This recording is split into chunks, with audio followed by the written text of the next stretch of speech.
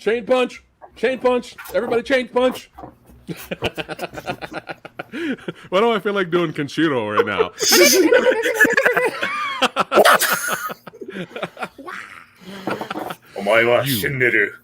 You are already dead. What's going on? Nice. Yeah. All the badasses are in the house. That's right. Night Watch, son. That's right. Check out the trailer on YouTubans. On the YouTubies. That's right. You got your boy, martial artist, stuntman, filmmaker, badass director, Kyle Wong. And gynecologist. Gynecologist. I didn't know you had your hand in that.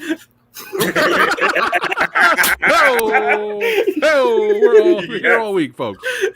That's right. And of course, you know who this is. I ain't even got to announce it, but I'm gonna do it anyway. Erik, the Asian movie enthusiast in the house. Thanks again for hanging out with us, brother. And we can talk movies today. Movies, pop culture. We're gonna focus on Donnie Yen's filmography today. I'm gonna got the old good old fashioned IMDb up. We're gonna go through and help me out, Kyle and Erik and chat as well. Because there's a lot of movies I actually haven't seen. So you're going to give me the yay or the nay.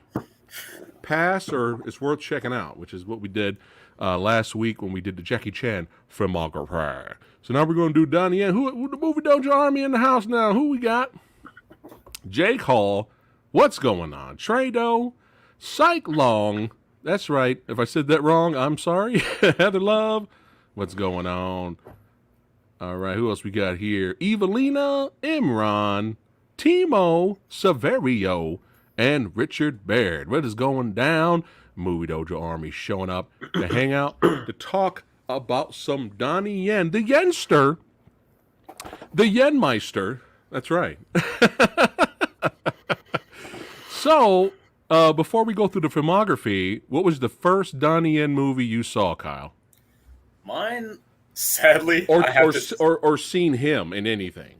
The very first time I've ever seen him, and then started looking for his stuff, was Highlander Endgame.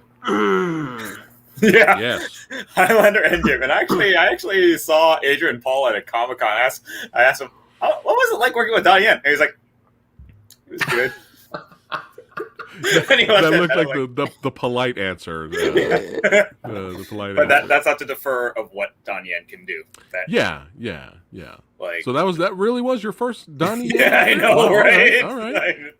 Like, well, remember, I came late to the game, too. Remember Jet Li, Lethal Weapon 4. Mm-hmm. That was my first Jet Li experience, right? Me too. Yeah. Damn. So as long, better late than never, right? Yeah. Erik. Blade 2. Ooh, had to be Blade 2. That's a good one. In the theater. Nice. Yeah, movie theater. That scratched the fucking itch right there. Mm-hmm. Oh, yeah. As soon as I got done watching that movie in the theater, I was like, oh, it's all clear. It's all clear. Ace Maestro, 89 in the house. What's going down? And what's up, Ethan? In case I missed you, my brother. Oh, yeah. Mine. What was mine? I'm trying to think. Because I already knew about him when Blade 2 came out. Iron Monkey, maybe? Him. Huh? Iron Monkey, maybe? I think it's Iron Monkey. Because my buddy had it on VHS, Fat Ninja, and I went over to his house, and he's like, "Yeah, let's watch this." I was like, "Oh man, this is the bomb diggity." And then I told the story 5 billion times. I'm gonna tell it anyway. For those of you that are new, share this story. I'll make it brief. I'll make it long. But because of the success of Crouching Tiger, Hidden Dragon, they started to re-release, older wuxia type movies and wire fu type flicks over here, and brand them as if they're brand new. And Quentin Tarantino presents and all that stuff. And Iron Monkey came out over here, so me and my buddy were like, "Yo, we got to go see some Iron Monkey on the big screen. We've seen it a billion times on VHS. Fuck it. Let's go see it on the big screen." So we saw it on the big screen, enjoyed it in the theater.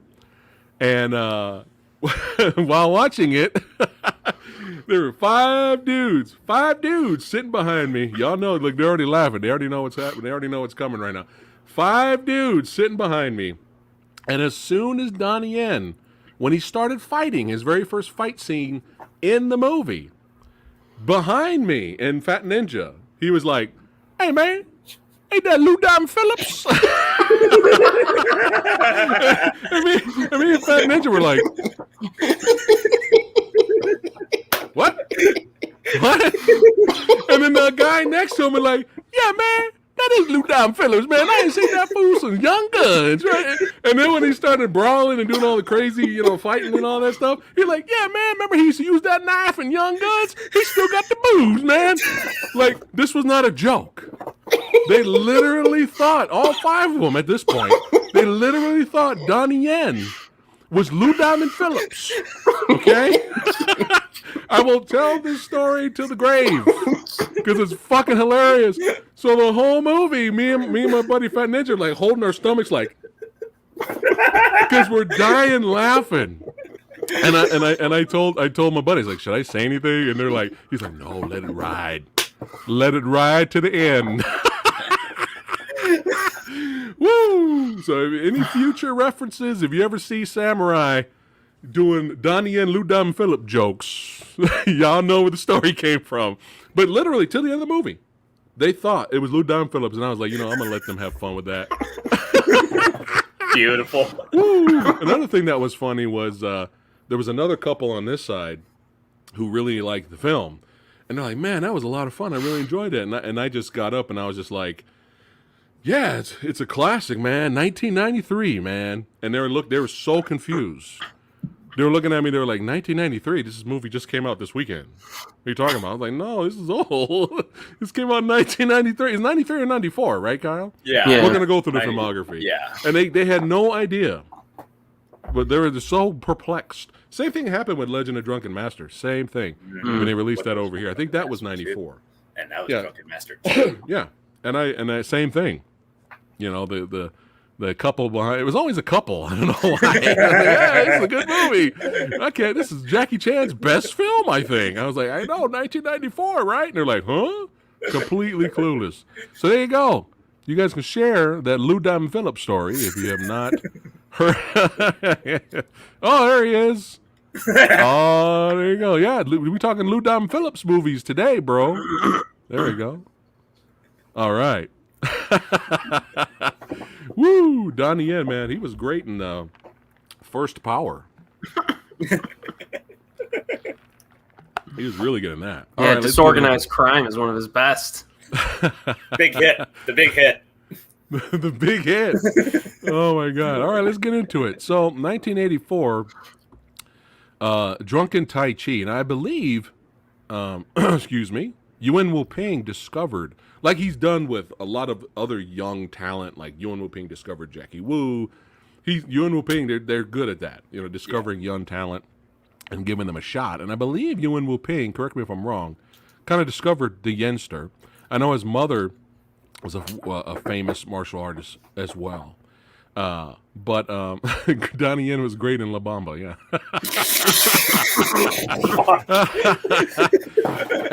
Now, you know what? I enjoyed this. It's weird because it's old school kung fu, drunken tai chi, and I did not know how buff Donnie Yen was. This young, this is like the youngest Donnie Yen I think I've ever seen in a movie. And there's a scene in the movie where he just flexes, like goofing around, and it's like ridiculous. I was like, is this CGI? Is this fake? What is this? But yeah, he was so buff. I'm like, oh my God. But yeah, I remember, I've only seen it a few times, but I remember enjoying Drunken Tai Chi. It's definitely a fun old school kung fu flick, 1984. A lot of people said, let me know what you guys think. A lot of people's theory of why it wasn't successful was it seemed dated by the time it came out, even to the Hong Kong audience. It's like they like old school kung fu movies. They like it, but they were kind of like, by 84, look at what Jackie Chan and them were doing at the time. You know what I mean? So it was kind of like, it wasn't like horrible, but it just didn't do big bucks. What do you guys think about that? What did you think of the movie, Drunken Tai Chi? Okay. I thought, you go. Go ahead. Well, my answer's going to be quick. Either one. Quick, because I have not seen this one yet. Okay. So, all right, basically, Eric. I'll let Eric go on most of these. That was pretty good. Like you said, it was old school, kind of formulaic to a degree, but there was some pretty decent little scenes in it. I think this is the one where they had like a big, almost like a big like calligraphy brush and black ink on both ends. They're trying to like paint each other, I think, or something like that. That was pretty good. Humor was pretty good. I think I remember like the final fights could have been a little bit better, but you could definitely do far worse for a film. This it was pretty good. Did he fight Wong Dao in that? I'm horrible with names. Ooh. He was in the Hot, the Cool, and the Vicious. I might have. Oh, I think it listed in here. Yeah, that was cool. But yeah, the fight scene was dope. It did feel rushed, the end fight. But it's good. It's good, Kyle. It's good old school kung fu. Yuen Wu Ping. You can't go wrong. No. I mean, obviously there's better movies out there. But oh yes, Kung Lo in the comments right now in chat. I forgot about this scene. Do you remember this scene, Eric? So there's a scene in the movie where he's performing. He's performing, and he's dressed up as like a puppet. Oh yeah, I think I've seen that. And clip. he's kind of doing like a puppet show as he's the puppet, and he's like basically popping and locking and all that stuff, which is kind of funny. But yeah, I totally forgot about that. Oh, Donnie Yen was actually discovered by Lou Damphel. I would die if that came out as like a fact. I would be like, well, I know, that'd be hilarious. Right? He got him the gig to Highlander Endgame. We were trying to hire you, Lou Damphel, but you sent us this guy. All right. All right. So yeah, Drunken Tai Chi was a fun debut for the Yenster. Now, I have not seen Mismatched Couples, so help me out with that one. Have you guys seen that? I've seen clips, and I think that's the full like breakdancing one where he's breakdance fighting. He like went full breakdance, right? Yeah. I think I saw a clip of that. Because like he's like getting dressed and just starts dancing and pop locking at the same time. Even finds a shoe, kicks up and gets a shoe, and then ties it in midair, I believe. And then he actually does fight a guy with a mohawk, I believe, and actually like does a jump split in the air and then kicks the hair off. Oh, that's brilliant. I'm that's like, hilarious. okay. And the fact that this is done by you, it was fun. It looks fun. Yeah, it looks fun, especially like when it was like that mismatched 80s style of Hong Kong comedy that's just like, yep, it doesn't make sense, but we're gonna make it like this just because Hong Kong comedy at the time. So is it like a romantic comedy with a little bit of action or just comedy? Eric, you want to fill this one out? I think it was just comedy, from what I remember. It was a breakdancing comedy. It was like Donnie Yen Electric Boogaloo or something. It was good. Now I really have to see this whole. I have to see this whole movie now. Yeah, they were real wacky, kind of silly scenes, but they were kind of neat. The film it's a little different. You know what I mean? There's not a lot of films kind of like this out there, so it's worth a watch for that. All right. So if we ever did a Mismatched Couples versus You Got Served, Mismatched couples will win by default. versus Footloose. Versus Footloose. Versus Zoolander. Footloose. Now we're talking. Now tag teaming back up again. Yuen Wu Ping, 1988 Tiger Cage.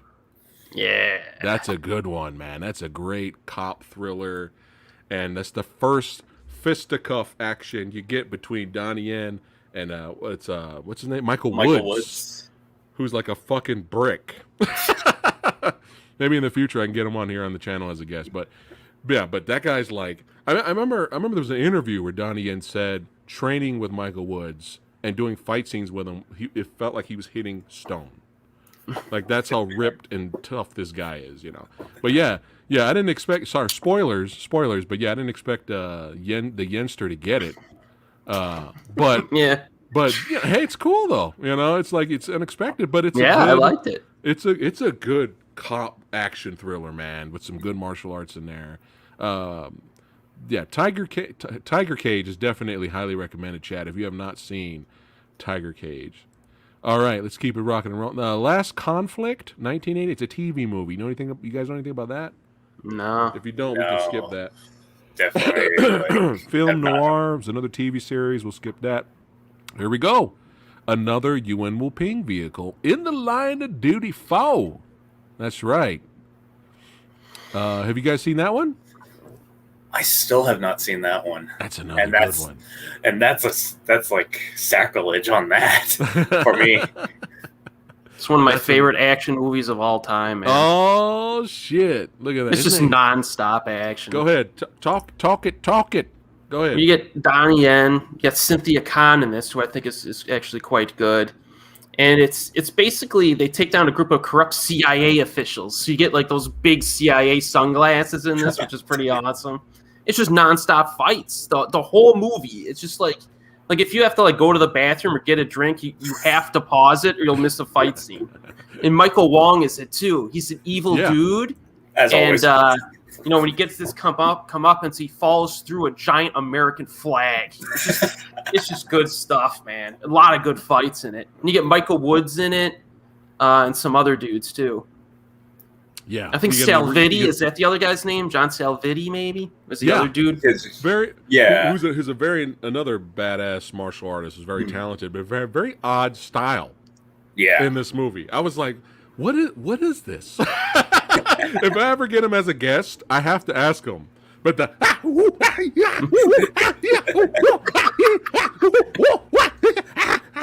and was Donnie Yen like making fun of him towards the end? Yeah. Did you notice the longer he fought him, he started doing this? I was like, is he kind of goofing around with him?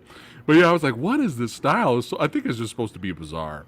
But yeah, Tiger Cage 4. I'm sorry, In the Line of Duty 4.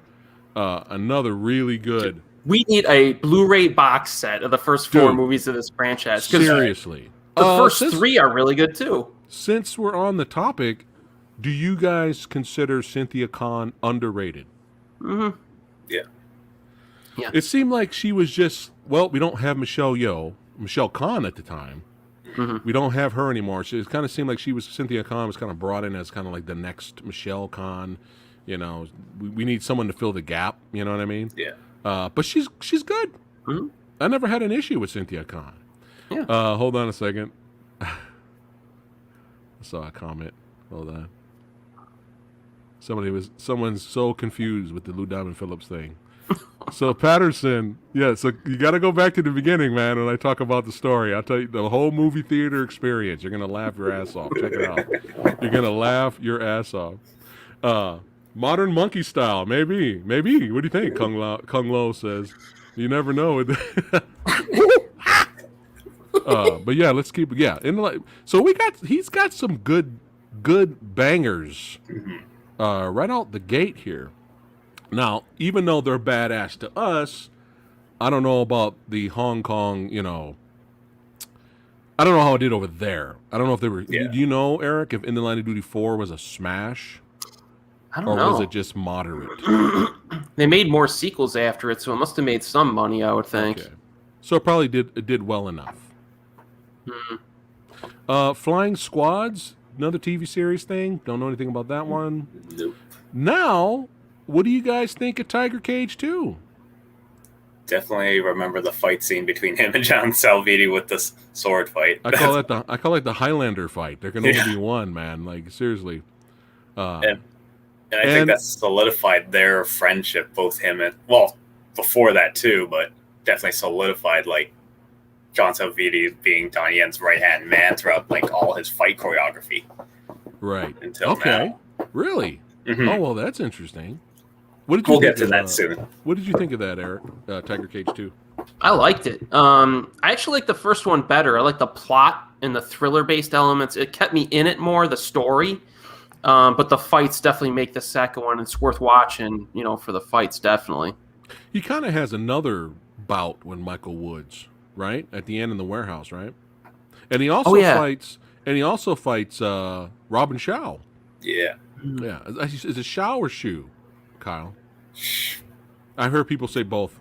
It's usually like depends on whoever like corrects them, and I don't want to be corrected either, even though I'm Chinese. It's Shaw today. Yeah, it's Shaw today. But yeah, Robin Shaw, Liu Kang is a villain. If you guys are curious to see Liu Kang as a villain, I remember the most thing. I mean, obviously the sword Highlander fight with John, right, Eric? Yeah, John. Yeah. But I remember the handcuffed fight when Donnie's handcuffed at the end, and he's just like, "Fuck it, I'm just gonna use my legs, man. You're all getting fucked up. You're all getting it." And I know Michael Jai White had a handcuffed fight sequence in Never Back Down 2, which was entertaining. I think that was one of the most. I think that might have been the most entertaining part of that movie. But you know, love Michael Jai White, but you know, he improved with the sequel on that one. But of course, you know, no one does it like the Yenster. So, Lady Danish in the house. What's going on? So there we go. Another modern day action set piece here with Tiger Cage 2. So he's hitting them out. He's hitting them out the gate here. Tiger Cage 2, and then Line of Duty 4. Still sticking with Yuen Wu-ping. The Crime File looks like this. He just looks like I didn't know he did this much TV. Yeah. The Crime File, A New Life. All right, Eric. I know you've seen this. You've had to seen this. You've seen everything. What was your last review? What was the call? My last review? Yeah, the one you just. Oh, Virgins from Hell, the Indonesian cult flick. So, chat, Virgins from Hell. Make sure you go over to Eric's channel and watch the review. I couldn't stop laughing. It was fucking hilarious. I want to see the movie now. Mm-hmm. So, since you have reviewed Virgins from Hell, have you seen 1991's Holy Virgin versus the Evil Dead? Yes, okay. I have. I have not seen this. I've always been curious. What's it about? What we got going? Entice me. I approve of it. I got some notes over here I have to reference. I haven't seen some of these. So after a series of murders, Donnie Yen researches a legend, apparently of a goddess with a mustache, and fights against a moon monster which takes human form. That's the plot. I really forgot what it means. But it's kind of like the first half is kind of a horror type film. Okay. And the second half is like a martial arts movie. So you get kind of like a little bit of both in here. And I think it's a fun watch. You know, the fights are pretty good in the second half. And it's a nice little cult film that Donnie did. So we got cults. We got a cult movie here. Okay. Copy that. All right. If you recommend it, Eric, I definitely got to watch it. It just looked and sounded bonkers. And I'm like, well, Samurai likes the bonkers. I like the serious, and I like the bonkers. There's room for both. All right, cool. So Holy Virgin versus the Evil Dead, Eric recommends. Kind of still sticking with the B-movie aesthetic here. Have you guys seen Crystal Hunt? Never even heard of that one. You seen that one, Eric? Yeah. What did you think of that one? Not to be confused with Magic Crystal, which is awesome. The one with Cynthia Rothrock, that movie's fantastic. Crystal Hunt's not as good, but it is. You get Donnie Yen and a bunch of other good guys and bad guys go to a sacred mountain and look for the golden crystal that does magic and stuff.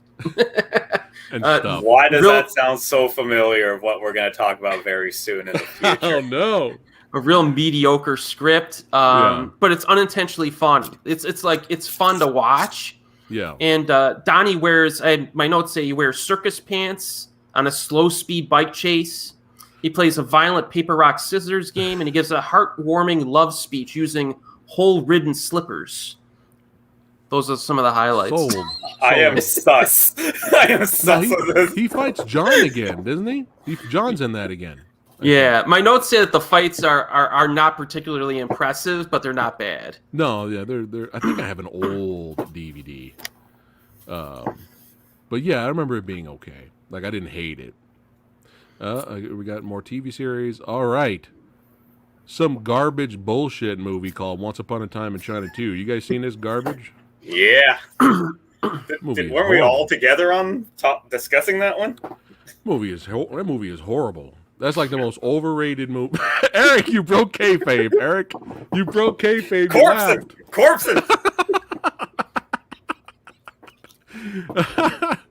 Hey, we already talked about this classic here on the channel. If you guys are new, make sure you check out our Versus episode. We put Once Upon a Time in China against Once Upon a Time in China 2. We will not tell you who won. You should check it out. It's a fun watch, and Rick Myers and the crew are hanging out with us. But yeah, this was like more, again, my buddy showing me this shit, and I was just like, just blown away. Like, there's nothing like that on TV over here. Nothing like that at the time. Like, you're not going to see anything like that. I mean, you got the crazy, over-the-top, superhero-type fighting scenes with the wire fu, the creativity with the wire fu, but in classic Yuan Wu-Ping fashion, you still have really great, grounded fight choreography spread out. The worst thing is when it's just wire fu and that's it. When they're flying around the entire movie, and I mean, I think it was Zoo Warriors where I was getting impatient, and I think me and my buddy started to boo. the new one or the old one? The new one. Okay, yeah. Where it's just nothing but CGI. I mean, wasn't there a scene in Zoo Warriors where Ek and Chang and Sammo Hung just stood there and looked at each other, and that was the fight? That was right around right around 2000. There were some movies like that, like A Man Called Hero, Storm Riders, where it was all like CGI projectile stuff. I don't know. They were just into it at the time. They were like, "Hey, the technology is getting better. Let's overdo it." Right? But you got the wuxia genre. You got to have people flying around. That's fine. But when you at least have to have moments where you actually have really good grounded fight choreography somewhere to really score points with us. You know what I'm saying? Otherwise, they could have just grabbed any Bob the Baker guy. Hey, Bob, as soon as you get done from the bakery, come over here. We're going to suit you up. We're going to fly you around here with the cable through the forest and just do this. That's it. That's where we lose credibility. If that's all the movie is, that's it. Yeah. Like, put in some effort here. You know what I mean? And I thought we lost Kyle there. I thought you froze. I didn't answer something. Sorry. I was like, oh, Kyle froze. No. But yeah. I mean, we've talked about this movie a lot. I mean, everybody knows how great this movie is. Cinematography, music, everything. Jet Li in his prime. And Donnie Yen. It's funny here. Now, all I hear is the Rick Myers stories. Yep. Which is kind of hilarious. How Donnie's like, I didn't want to lose this fight, goddammit. I don't know if I agree with this. But despite any Donnie Yen controversy, which, behind the scenes, we're here to talk about his performance and talk about the movies he's in. That's all that matters. But yeah, it's funny because when Jet Li was in his prime and doing his thing, Donnie Yen was kind of getting a cult following. You know what I mean? It probably wasn't around. Do you agree with this, Kyle and Erik? Not really until Jet kind of retired and went away. Donnie Yen really got better as a filmmaker and everything else. Yeah. In certain aspects, not in all of his movies, but in certain aspects. Now it's just like it's really he kind of took over. Like it's really it's his genre now. Like fuck off. Yeah. Everyone else can fuck off. Like it's just. And I don't have an issue with that because I've always found him to be so talented that I always wanted him to have his chance to shine. Yeah. And, he kind of did it as a fight choreographer first before he got his Yip Man before we, get to that. Yeah. But yeah, I know that I don't know if I said it or somebody else said it on the panel. The only nitpick of Once Upon a Time in China 2 was we wanted to see Donnie and Jet go at it hand to hand for a while. I think that was the only little. If you have to be nitpicky, but still, the staff battle, the cloth stick. What? Where's the creativity now? Let's see today's generation come up with the cloth stick weapons, or any of the weapons that was in Lucia Liang's filmography that he's created. Let's get some creativity here. God damn it! But yeah, the cloth stick. Yeah, love it. Badass. Now, Donnie Yen, I did not know he was a composer. I think he did some of the music for the movie. He did like a song or something. Did you know that? No.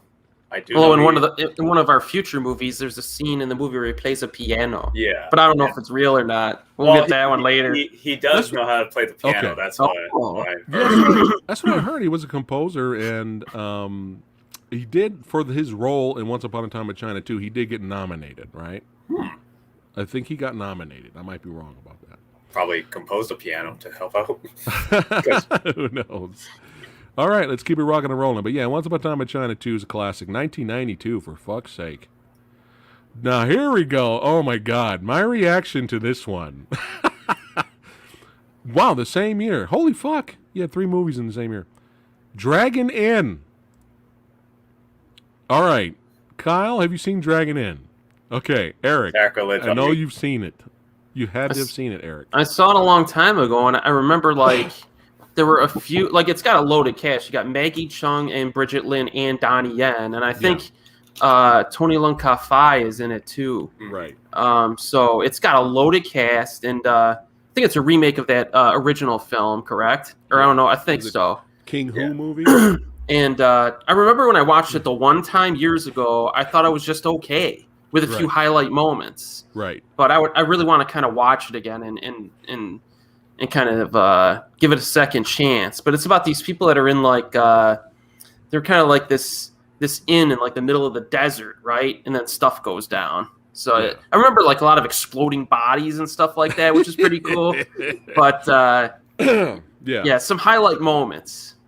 Yeah, it's a great movie. Great cast, great performances, great cinematography. It's a fun back and forth, who done it, who can we trust type of movie with all these characters in this inn. But I think the only negative nitpick for a lot of Donnie Yen fans is that he really doesn't really fight till the end. Mm-hmm. Like he's just there. He plays a eunuch too, Kyle. By the way. Oh wow. However. When I first watched it, you get the 2-on-1 fight at the end with Maggie and Bridget going at it with the Yenster in the desert. A lot of crazy wushu sword play, a lot of fun stuff. And then out of nowhere, so you have not seen this, Kyle, right? No. Okay, I won't spoil it for you. I will say this. Eric, do you remember this? You know what I'm about to talk about, right? Yeah. So there's a butcher who works in the inn, a small throwaway character that you don't really see a lot. And all I'm going to say is when this character does his thing, my jaw dropped. And I was like, oh my God, did that just happen? Holy fucking shit. I'm like I lost it. I was like, oh my God, does that actually happen right now? Holy shit. And then I couldn't stop laughing. I couldn't stop laughing hysterically after that. Yeah, but yeah, crazy shit happens in third act. But yeah, Dragon Inn is a good time. Dragon Inn's definitely worth checking out.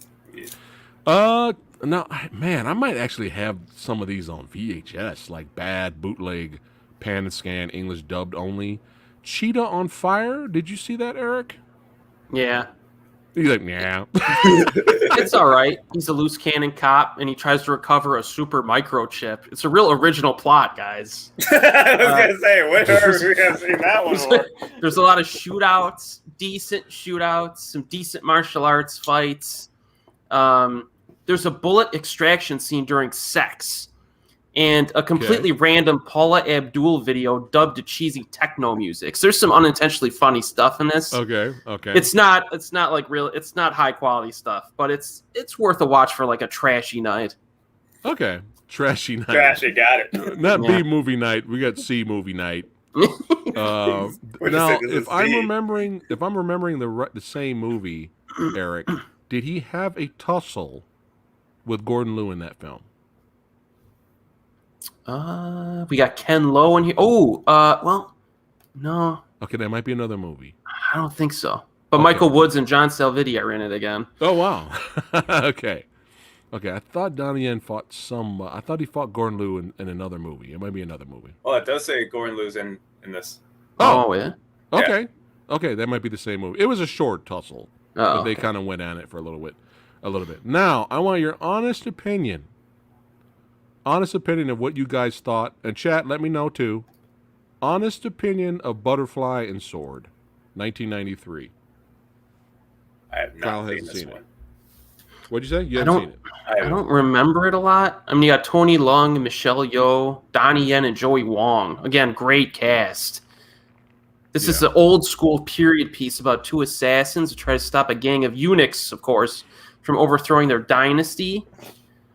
I thought it was just pretty good. But I haven't seen it in so long. I feel like I would really enjoy it. There's over-the-top violence and exploding bodies in this. So I feel like I would enjoy it more now.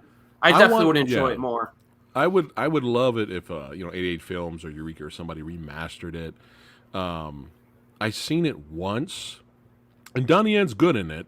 I think the last thing I remember was he was kind of in love with Michelle Yeoh's character, but she wasn't having it because she wanted some Tony Lungster. But I remember it being okay. I remember it being solid. I want to revisit it though because there's a fan base for this movie. Like they really like this movie, and I was kind of like, oh, it was all right. But the one thing I remember because of it, it annoyed me, and I'm going on record right now. Samurai's going on record. I have never been a fan, and I don't know why this was so popular in the 90s with this bizarre frame by frame. It's hard to describe. Maybe Kyle, you can help me out. Step slow framing. motion. This not John Woo slow motion, not the slow motion we're used to, but it looks like this. Oh, It's Wong Kar-wai. And Yeah. it's Wong Kar-wai, Andrew Lau step framing, they call it. It's the official term. I just learned that the other month. I've never been a fan of that. Nope. Yeah. Me neither. Never been a fan. When I was recently watching Mr. Nice Guy, and I had fun rewatching it, I actually liked it more now than when it came out. They had a lot of that towards the end. Yeah. And I was just like, ah. And it's weird because it's almost like, hey, we have this new type of slow motion technology. Let's exploit the hell out of it. But what's bad though is that it cheapens your movie. It makes your movie look cheap. And I remember the end fight had a lot of that in Butterfly and Sword. People flying around, and it had that weird slow motion. What do you call it? What do you call it again, Eric? Step framing. Step framing. Never been a fan. Even since we're talking, the B movies. One of my favorite B movies is Blood Moon with Gary Daniels. Have you seen that? Oh my God! Look at the cover. The cover, you're gonna laugh hysterically, and you're gonna count the boom mics coming down like 10 times. But the fight choreography in that movie is legit. Like it's straight up Hong Kong style. Like there's a fight in the dojo with 2 katana swords. You're gonna be like, holy shit! When Gary Daniels fights the main villain at the end of that movie, they do that stupid step frame, whatever the fuck it's called, and I'm like, dude, you ruined it. You ruined it. Now, did Ashes of Time have this? Oh yeah, they had a lot of that crap in that movie. I was ready. hate it. That movie I saw one time. I was ready to throw a brick through my TV screen. That whole film, man. It's like don't even bother. Don't even bother to shoot the fight scene at all, dude. Yeah. Yeah. It's like, what is the point? Like, at least mix it up. Right. Like, But yeah, the 2-step framing, slow motion. I want to make sure I get that correct. I've hated since day one, but I just remember. I don't remember Butterfly and Sword the movie that well, but I remember that in fight scene there was a lot of that, and I was like, "You're kind of ruining the movie now." So I'm going on record, son. Quote, print it. Yeah. Okay, I hate it. Stop the 2-step. Have they stopped? Is that? It's not really that. I haven't really seen that a lot recently, or do they mix it in a little bit? Yeah, no, I haven't seen it much at all. No, I haven't seen any of it either. It just makes the movie look cheap. Yeah, I hate it. All right, there we go. We're going to move on now. So Butterfly and Sword, I want to rewatch that. Here we go. Iron Monkey Son, 1993. Lou Diamond Phillips. Lou Diamond Phillips, best role. That's right. Oh, he also did Heroes Among Heroes in that as well. Look at it. All Butterfly and Sword, Iron Monkey, Heroes Among Heroes, all same year. Iron Monkey, that's right. Another movie that it's definitely a Yuen Wu Ping martial arts classic. Didn't do well in the box office back then. It's just, it's weird. Is Donnie Yen's career cursed before he got big? Like, it's just like all these movies. I heard he did have financial troubles in the 90s. Yeah, I Really? heard that too. And I think it will be like around like the 3 movies that we'll talk about like right after these. Okay. So is that where the Cheetah on Fires come from? Like, I just need to work until I can eat kind of thing? Yeah. All right. Well, the good news is there's a huge cult following for the movie now. Everybody loves Iron Monkey now. But it was fun seeing it in the theater. And you have he's playing instead of fighting Wong Fei Hung in Once Upon a Time in China 2, he's playing Wong Kei Ying, Wong Fei Hung's dad, in Iron Monkey. Yeah. But yeah, quick takes on Iron Monkey before we keep it rolling. Chat said nothing about Butterfly and Sword. I just asked chat. Not one comment on It's not- butterfly and yeah, sword. yeah. So I really want to revisit that just to see if there's something cool about it because it's got its fans. But yeah, Kyle, Iron Monkey. Iron Monkey was pretty good when I first saw it, and definitely like him being like Wong Fei Hong's dad and having a young wushu champion who was female at the time playing Yeah, Wong Fei Hong, and I was like, huh, interesting, very, very. What was the term that we said last week? Handsome, handsome, pretty. handsome boy. I was like, that's so weird. But Handsome no, man. the choreography is really well done, especially when like he takes like the form of Iron Monkey at the same time with the actual Iron Monkey, and then doing that full pole fight with fire. That's insane. Still, Yeah, like no one can. When you say firefights, like that one's top. And it's like, you know, I love the villain in the movie too, but it's one of those you know, that especially the end finale. Mm-hmm. You know, people will look at it. Today's audience, they'll probably look at it and probably laugh at it. But when you stop and think about the technical excellence and all the hard work it took, or the creativity to create, hey, let's have a 2-on-1 fight scene when they're on poles and the poles are on fire. Let's see you do better, modern day audience. No CGI, baby. Yeah, no CGI. Balancing on one Yeah, block. it's like look, okay, it doesn't have the Michael Bay budget, but still, you got to appreciate the creativity, man. And they pulled it off. They pulled it off. Iron Monkey's a classic. Did anyone find it odd at the very end when they defeat the main villain guy and everyone's, Iron Monkey is with his girl? Is it Wong? Yeah. His name? Yeah. That dude's badass. I like that guy. Moose of the Warrior, baby. Yeah. He gets with his girl, right? Donnie Yen, he gets with his kid and all that. Everyone's like, "Oh, we're all together." And then they had this random cut to the sheriff of the town, and he was zoom in on his face, and he goes, "How come nobody cares about me?" Yeah. Did anybody find that odd? That's such a weird way to That was so odd. Why did something? It's hilarious. No, he tried to help, right? Yeah. We always laughed at that scene because it came out of nowhere. It was just so bizarre, and you noticed they cut it out when it was released here in America. They cut that scene out. They're probably like, "This is too weird." The American audiences are gonna be like, "What the fuck is this?" But yeah, it's so weird. It's like, "Oh, my love, my son." How come nobody cares about me? It's so weird. It's so weird. But yeah, the Iron Monkey's so enjoyable. I can actually watch it dubbed Yeah. because the dubbing is fucking hilarious. It And is. I'm usually not. I'm not a proponent for dub, but sometimes it's entertaining when it's old school bad dubbing. But yeah, Iron Monkey represent. Okay, let's see here. We're keeping it rocking and rolling here. Now, Heroes Among Heroes, I believe that's another Yuan Wu Ping vehicle. And he plays Beggar So. Have you guys seen this one? I have not seen that one, but seeing him play Beggar So, I would definitely watch that. Eric? Yeah, I saw it a long time ago. I don't really remember much. I remember it being just kind of all right.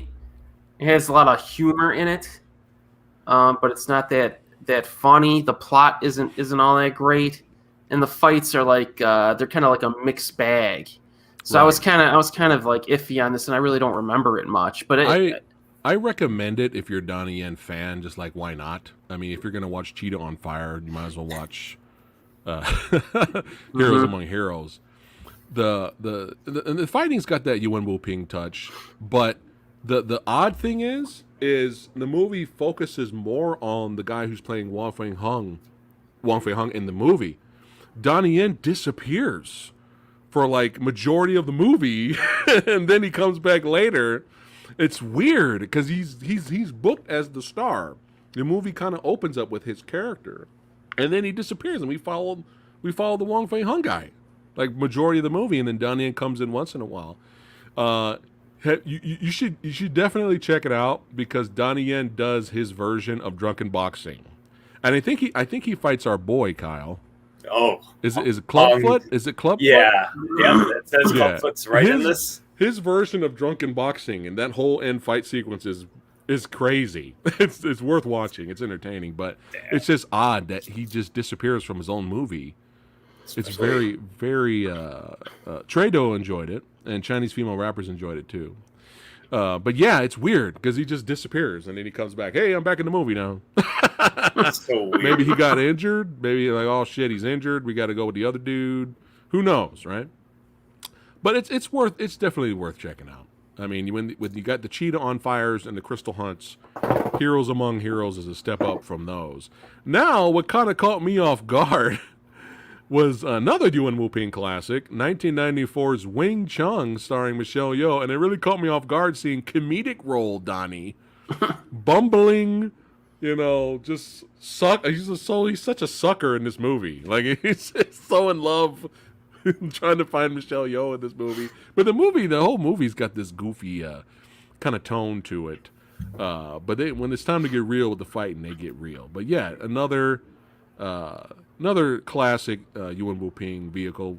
Kyle, have you seen the Wing Chun? I have not, but I heard this is where Michelle Yeoh plays like the woman that actually was taught by the female abbot, and then that's how Wing Chun style actually came around. And Which is weird because it's weird only in the fact that Wing Chun purists that enjoy the film as a kung fu movie, there's really not a lot of Wing Chun in it.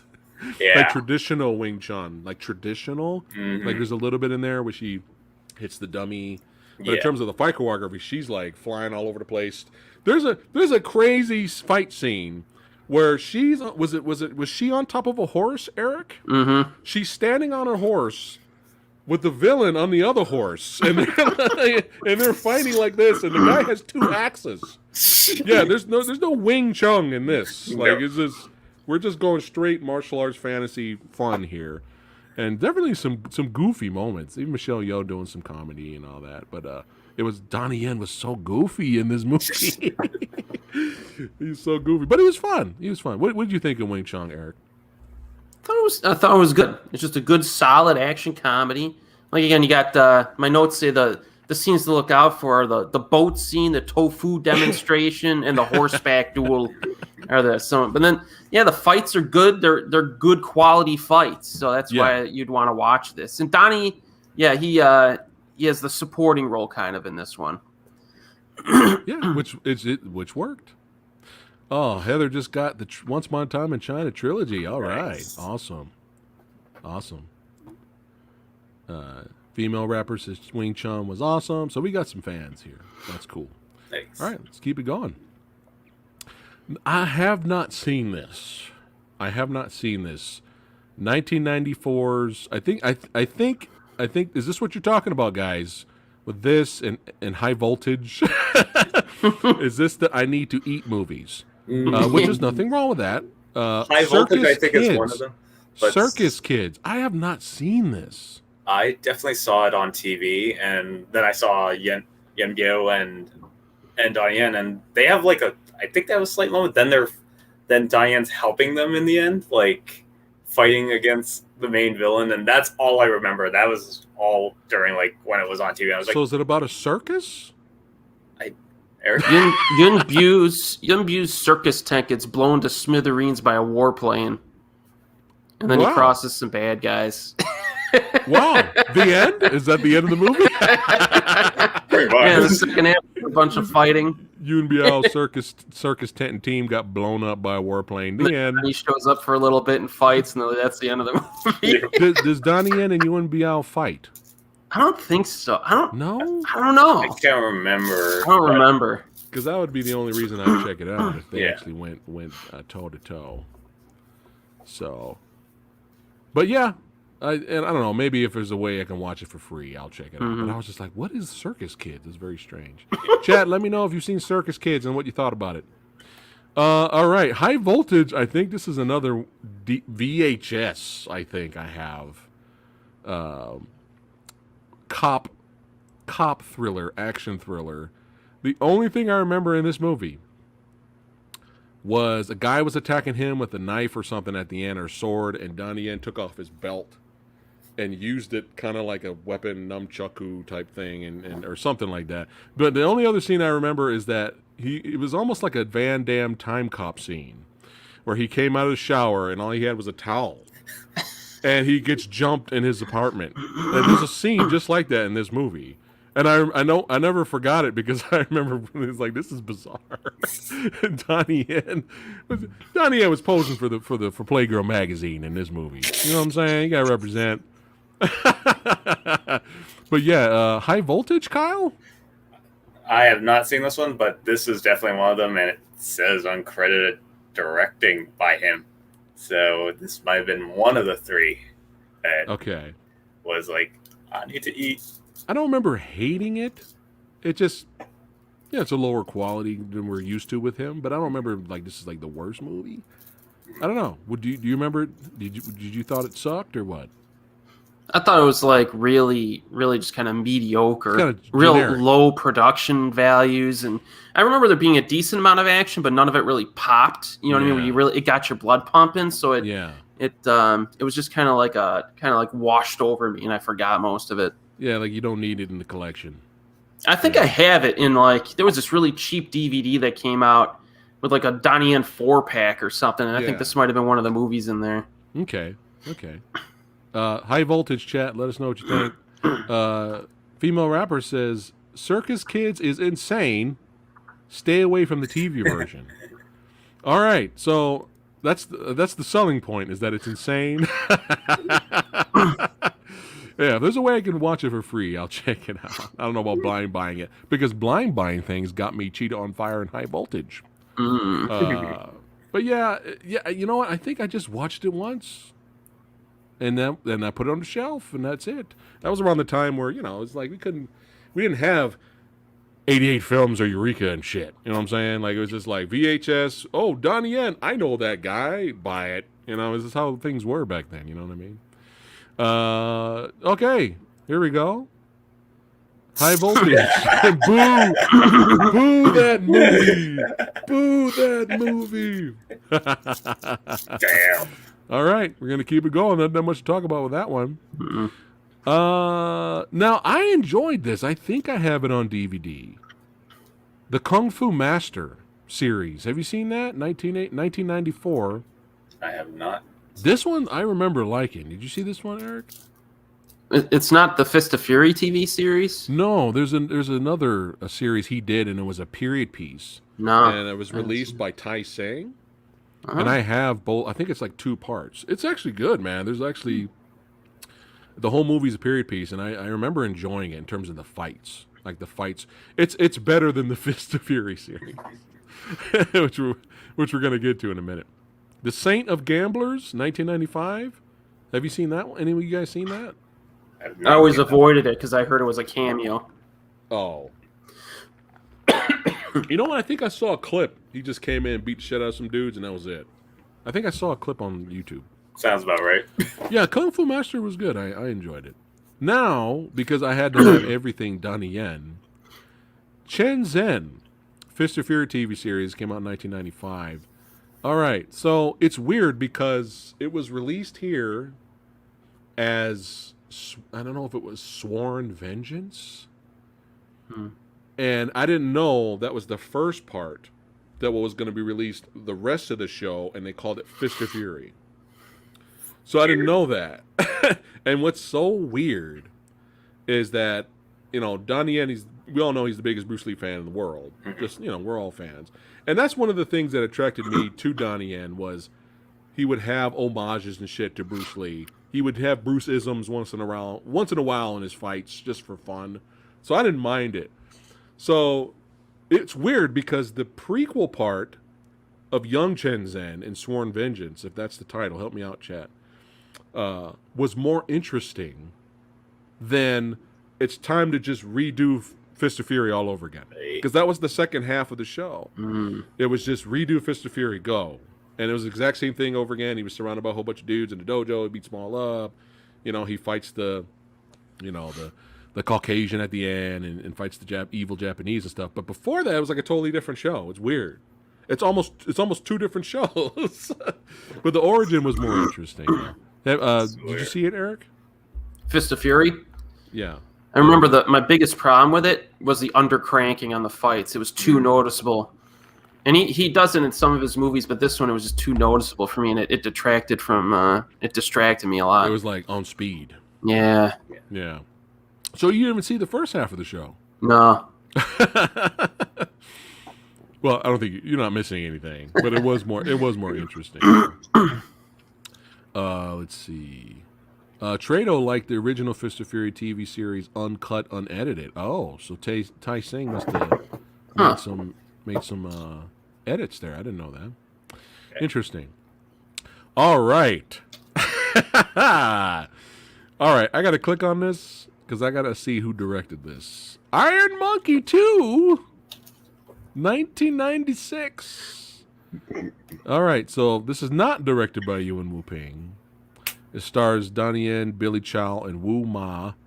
It's directed by Lu Chiang Chow and Lan Jing. And I apologize for not saying that correctly. So Donnie Yen fights a deadly assassin named Tiger Yu and teaming up a band of insurrectionists battling a malevolent gang of weapons smugglers.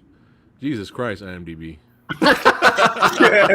Jesus Christ. Some stuff happens, and later some other stuff went down. All right, so I bought this on DVD. I think it was another Tai Sing release. And, yeah, I mean, in terms of schlock, you could kind of enjoy it. But I remember being disappointed because it was labeled Iron Monkey 2, but it had nothing to do with the original Iron Monkey. It was a modern-day movie. There are fans of this movie because it's kind of like they consider it good-bad. Mm-hmm. There's some moments where the fighting's entertaining, but overall, I could not stop hearing all the other music scores from other movies. It was so distracting. Now, I know Hong Kong movies been doing that for years. Right. You can go back to old school kung fu movies. You'll hear Star Wars. You'll hear Indiana Jones. Monty Python. I think in Fist of Fury series, I'm positive RoboCop's theme song played. Oh yeah, I've heard Predator and Rambo 2 in movies too. Yeah. I heard Rocky 4 also in one movie. Terminator, Halloween. 2 played. I think Total Recall happened in that one. All right, so in terms of schlock entertainment enjoyment purposes, obviously it's probably better than High Voltage and Cheetah on Fire. However, what did Kyle think of Iron Monkey 2 Electric Boogaloo? I saw like a cover of this and I was like, I'm gonna avoid this hard, and I still have not seen it to this day because I'm like, Iron Monkey 2. Nope. This is one of those movies that's not needed. And I'll get to that soon. I had the same decision with me too, Kyle. But if anyone, you know what, I might buy it because you can get it used on Amazon for $1.78. Oh, buy it! Oh, buy it for $1, bro. $1.78, my friend. It's worth the $1, so you can make fun of it. That's exactly how much I got for my Resident Evil 5 game, trading it in. Kung Lo in the chat says Billy Chow was wasted in this. Oh, I don't like to hear that. Yeah, because they did fight. They fought at the end. All I remember was the fighting at the end. That's it, really. And it was okay. They had moments where it was all right. Chinese female rapper says it was a terrible movie, but it had some solid fight scenes. There you go. Did you order it right now? Live? No. It live. I'm contemplating. Iron Monkey 2. So bad. I don't know if it's worth $1. You may not buy that for $1. Well, it takes some space, Get $1 comic, right? Well, I do need a new table leg, so $1 burger? Get $1 burger, son, right? I could get a good, nice $5. Oh, speaking of a totally different note, segue here. Don't worry, I'll segue back to the Yenster here. Did you guys see the video of the McDonald's French fries video? Did you see? Some guy did an experiment. So he bought a large, he bought a medium fry, and he bought a small fry. He emptied all of them, right? And he put the small fry. I mean, he emptied the large and the medium. He put the small fry in the medium and in the large, and it looked full. Duh. Yeah. So That actually makes all sense. you really need to get is small. Oh. Yeah. That makes so much That blew sense, my man. mind. I was like, what? Uh-oh. Your TV went off there in the back. Your Thank green you. screen. Your professional green screen, sir. There we go. There you Thank go. you. Get it going. Trado says, don't do it, Eric. Ooh. He says, Don't don't buy it. Don't buy it. Don't waste our hard-earned Get cash. some McDonald's small fries instead. At least the small fry will fill you up compared to Yes. Iron Monkey 2. All right. Satan Returns, 1996. Help me out. Help me out with that one, guys. I just saw a little bit because it's free on YouTube, and I was like, wow. Oh, all right. Because Chingmi Yao from Naked Wet Killer is in this, and I'm like, how trashy is this movie? And Francis Ng, but then again, Francis Ng can be known as a good character actor too. So I'm like, Yeah. huh. Eric, you can take it from here. All right. What's this about? A lunatic played by Francis Ng is killing women born on the 6th of June, and only Donnie Yen could stop him. It's a pretty good flick. I kind of liked it. Not especially well written, but it has some atmosphere. It's got like that blue lighting, and some rain and stuff like that. Some decent fights and chases. A bit creepy in spots. I could sit through it. It's not too bad. I'm sold with Satan's Returns, the title right there. Let me guess. That's like the one title out of 30 of what it's actually called. Probably. Yep. Could it be Satan? That's right. That's right. I just dated myself for entertainment purposes. I hope you enjoy it. Hey, support Eric. Send him $1 so he can get Iron Monkey 2.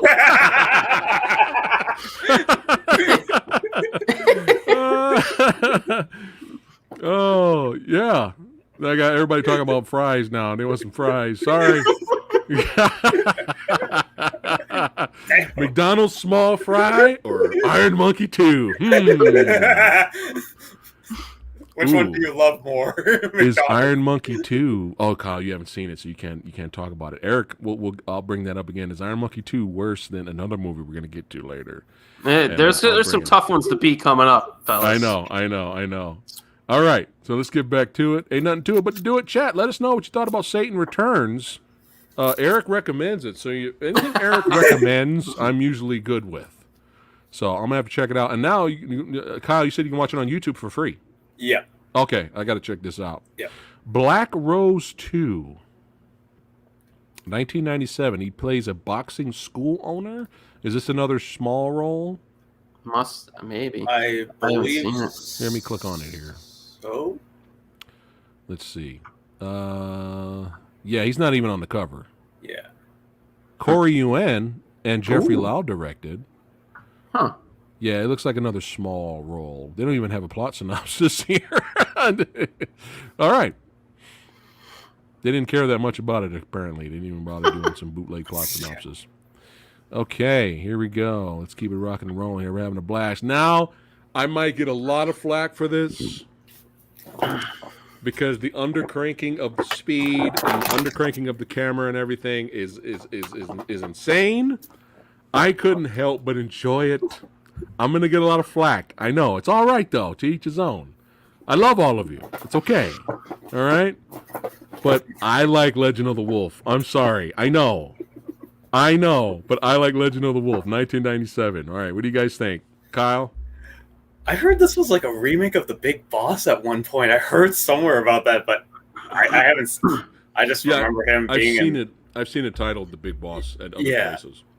But I just remember, like, because the story's so paper thin, I just remember the quick like. But I don't know. It just entertained me for some reason. Now, if every single Donnie Yen movie was this fast, it would get old. I would be like, okay, Yeah.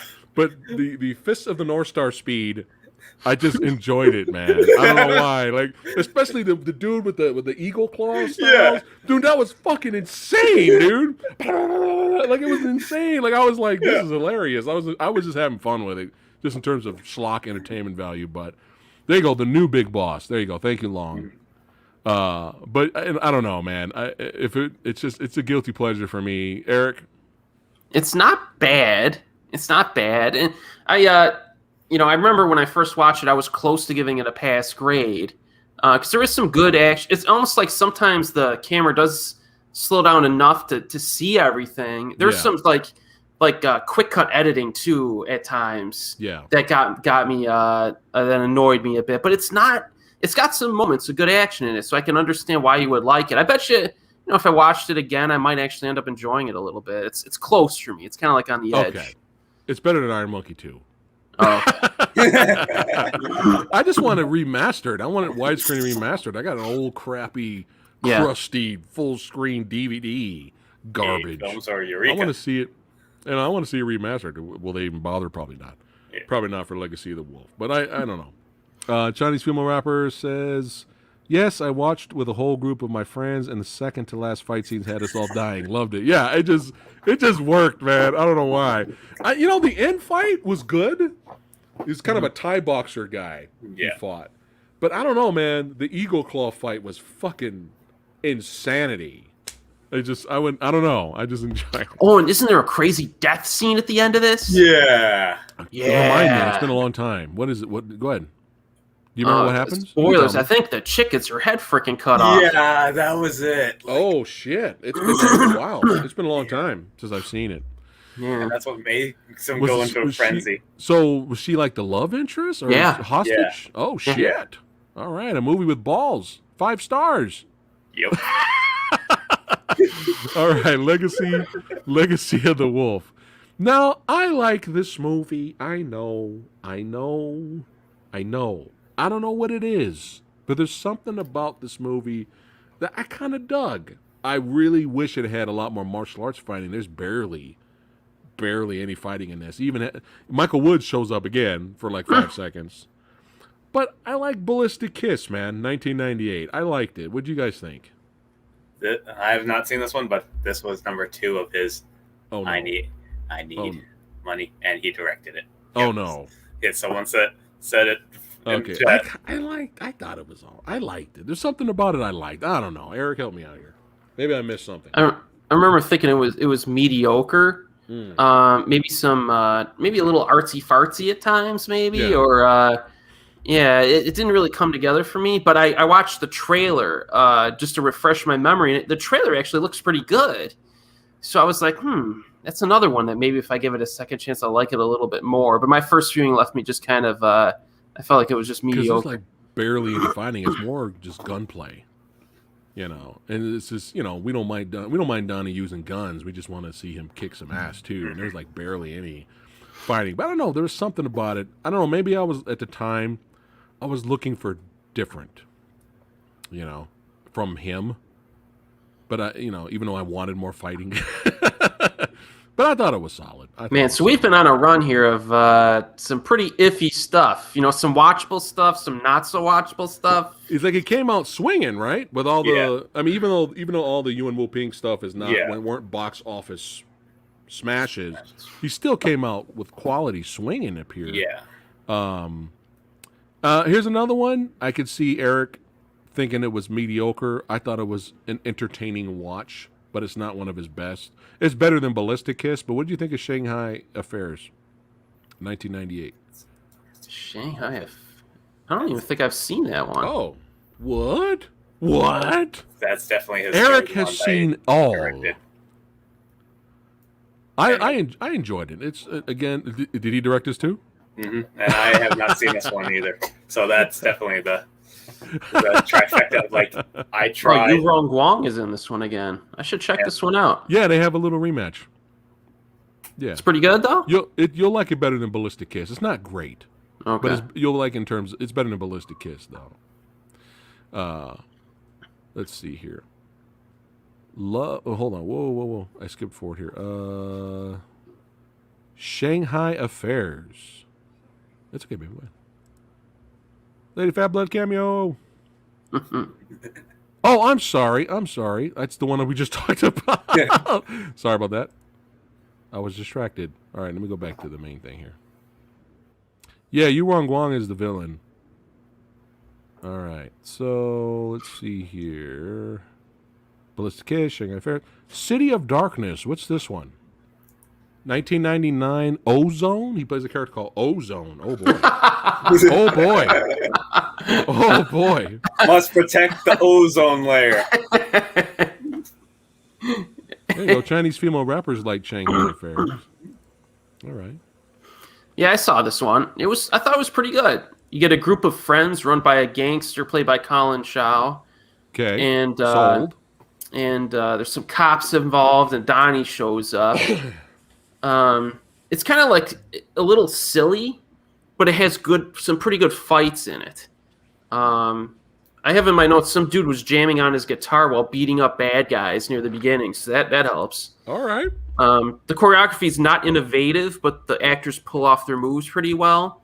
And Billy Chow gets some good moments in the first half of this. Oh, so right. I thought it was pretty good.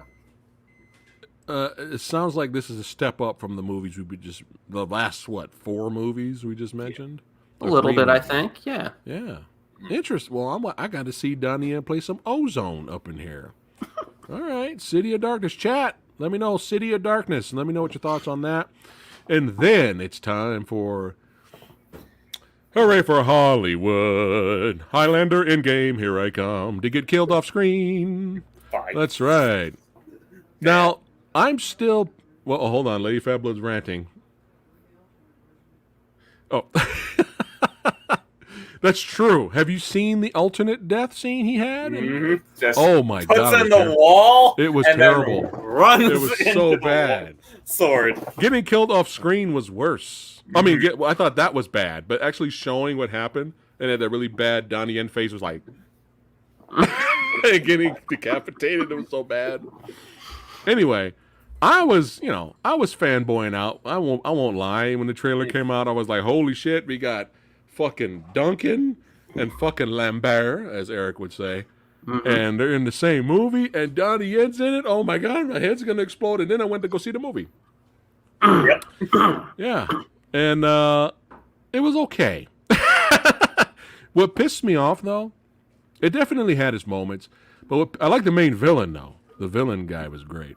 And it had that he's the main villain from Passenger 57, I believe. Yeah. And, Dungeons and Dragons. He had that very odd line in the movie. Don't you want to be inside me?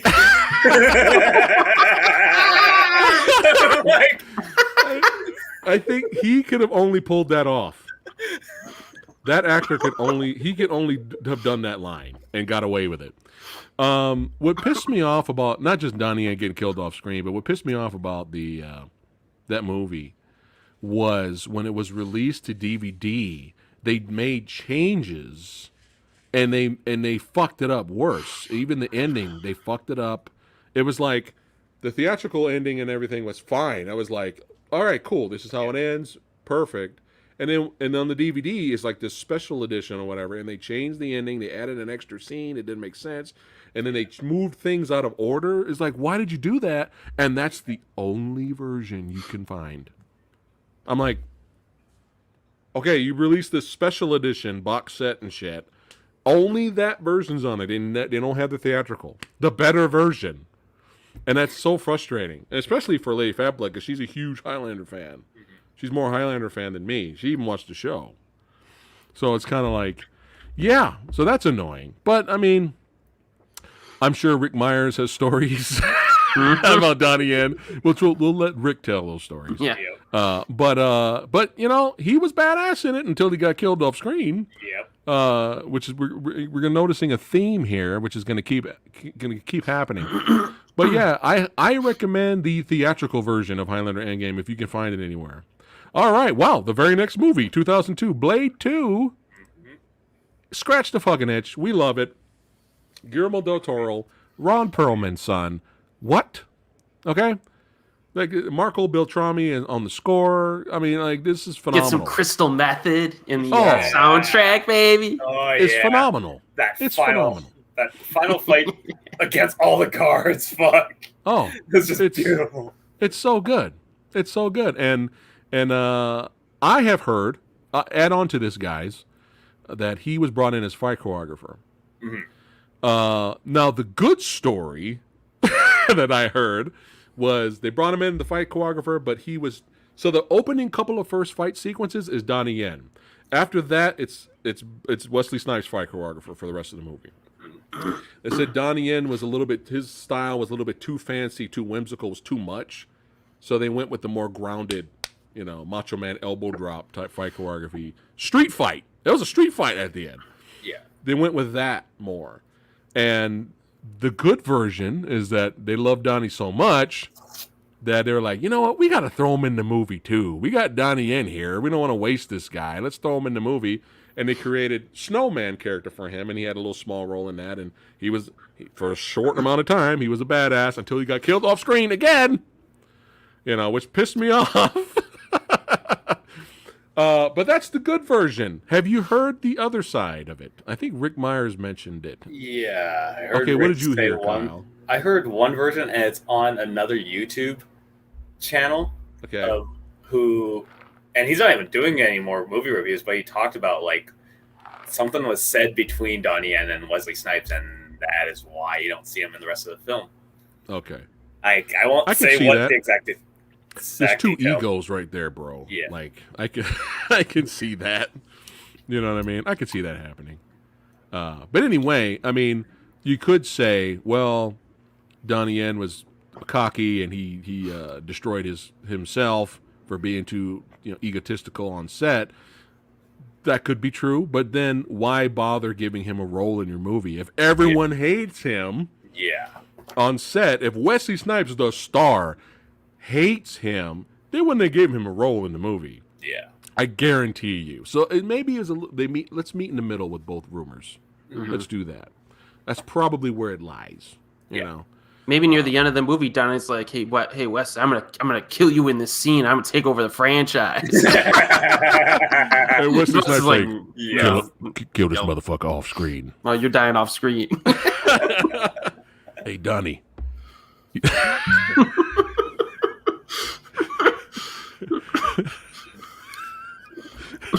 I was trying to do the line.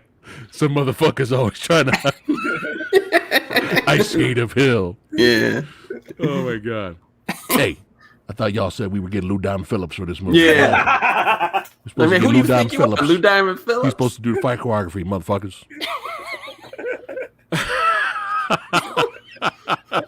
But we love Blade 2. Donnie Yen's great in there. Of course, we want him as more. Of course, man, despite the bad CGI moments when they invaded the Blade headquarters, and there was a few seconds of CGI characters flying around, which didn't look good. Go back and study that fight that Donnie Yen choreographed. That is fucking phenomenal when those two vampires are fighting Blade. The camera work, this double sword blade action, it's phenomenal. The music, oh my god. Blade 2, man, 5 stars. 5 stars. All right, let's keep it going here. All right, Hero. Now you had a story. Didn't you have a story about this, Eric? What Donnie Yen said about Jet Li? Or was that about Once Upon a Time in China too? Yeah, it was that one. Okay. I saw a special Hero's another phenomenal movie. It's one of the most beautiful looking movies I've ever seen. It's basically China's answer to Rashomon. And I highly recommend you guys check out Rashomon. Yep. Different perspectives told on the same stuff. What happened with the story? Well, this character has this version. This character has this version of what happened. And you decide at the end who's right, who's wrong. Were you guys disappointed that the Donnie Yen and Jet Li fight the whole thing was in their head? Or were you perfectly fine with it? Because you've seen it. I was fine with it. I was fine with it too because of like how Zhang Yimou does his films as wuxia style and the color palette that he always has, like his bright colors and everything else. But other than that, like I remember like when it was released in North America, they all touted it as like slightly the artsy, but also big martial arts. But at the same time, watching it, like it's a martial arts wuxia style, but fantasy genre. So it worked for how it was. That fight scene with Jet Li and Donnie Yen was so beautiful looking in the theater. It was just it was like almost you're watching the two greatest dance partners, having a scene together. Like it's art. It literally is a martial art. And the cinematography, the music, you got the old dude there playing, like just chilling out, like while they're going at it, he's just giving them a little soundtrack to fight to, mentally, whatever. Yeah. And just you can go back, you watch that fight scene, and then if you go back and watch it again, you'll see new shit. You'll be like, oh, wait, Jet Li just tossed his sword to his other hand and did what? Like, it's mind blowing how good the fight choreography is in that scene between both of them. Like, it's really, really, really good. I'm surprised they released that. I mean, I know they did. I know because of Crouching Tiger fame, but because of the very bleak type of anti-Hollywood ending, surprised they bothered releasing that here. Yeah. It's kind of probably interpreted as a pro-China ending too, right? There you go. Well, then now we understand why they released it. Yeah, it's still one of the most beautiful films I've ever seen in a movie theater. It's insane. I was just like, yeah. It's like the big three in terms of beauty, cinematography. It's like Crouching Tiger, Hero, and House of Flying Daggers are just like gorgeous to look at. But yeah, I thought it was funny that Donnie Yen's character would have won if they really fought. You'd be like, that's the only reason Donnie Yen took the part. My character would have won, but I sacrificed myself for Jet Li to do his thing. Art. But I remember watching some special features on the old DVD, and it was kind of funny. Donnie was sitting next to Jet, and they were just hanging out.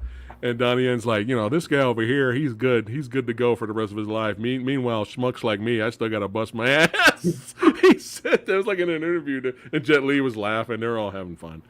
He's like, I still got to work around here, It's kind of funny. But yeah, Hero's very, very well done. And definitely return to form, I guess, for Donnie in terms of coming back to, showcasing his skills in a film of quality, right? Yes. So this is definitely return to form for Donnie. And then it got butchered coming back to America again with Shanghai Nights 2003. Yes. I love how all of America, if you don't count, Rogue One. So far, I guess, what is it? Triple X is the only movie in America he did not die in. Yeah. Because that's what I want to see, right? You got the trailer. I screamed like a little fangirl over here, looking up at Jackie Chan is on screen fighting Donnie Yen. I lost my shit. And, the last thing I thought was going to happen was, Donnie Yen getting blown up by fireworks. Because, that's what I paid for. I paid for my money for the ticket to see. Fireworks blew up Donnie Yen. Yeah, woo. Yeah, who wrote this script? Yep. Now, there's fans of Shanghai Nights. There's some fun moments in there because Luke Wilson. Owen Wilson and Jackie are fun together. But it's so fucking bizarre. Like, Jack the Ripper gets his ass kicked. Like, what is going on in this movie? The young kid being Charlie Chaplin. It's so fucking crazy, dude. Weird film. But it has its moments. Shanghai Nights has its moments. But I was really, and I think I talked about this last week with Jackie Chan filmography, how pissed off I was when I found out in the special features that the Donnie and Jackie Chan fight was longer, and they cut it. Who makes these decisions? Asshole. Yeah. So when they're brawling, they have that minigun in the scene, right? Yeah. There's part of the fight that was extended. They end up falling down, and the minigun is going wild, and they're on the ground fighting like this, dodging the minigun. Oh, let's cut that. Like, really? I was so pissed off.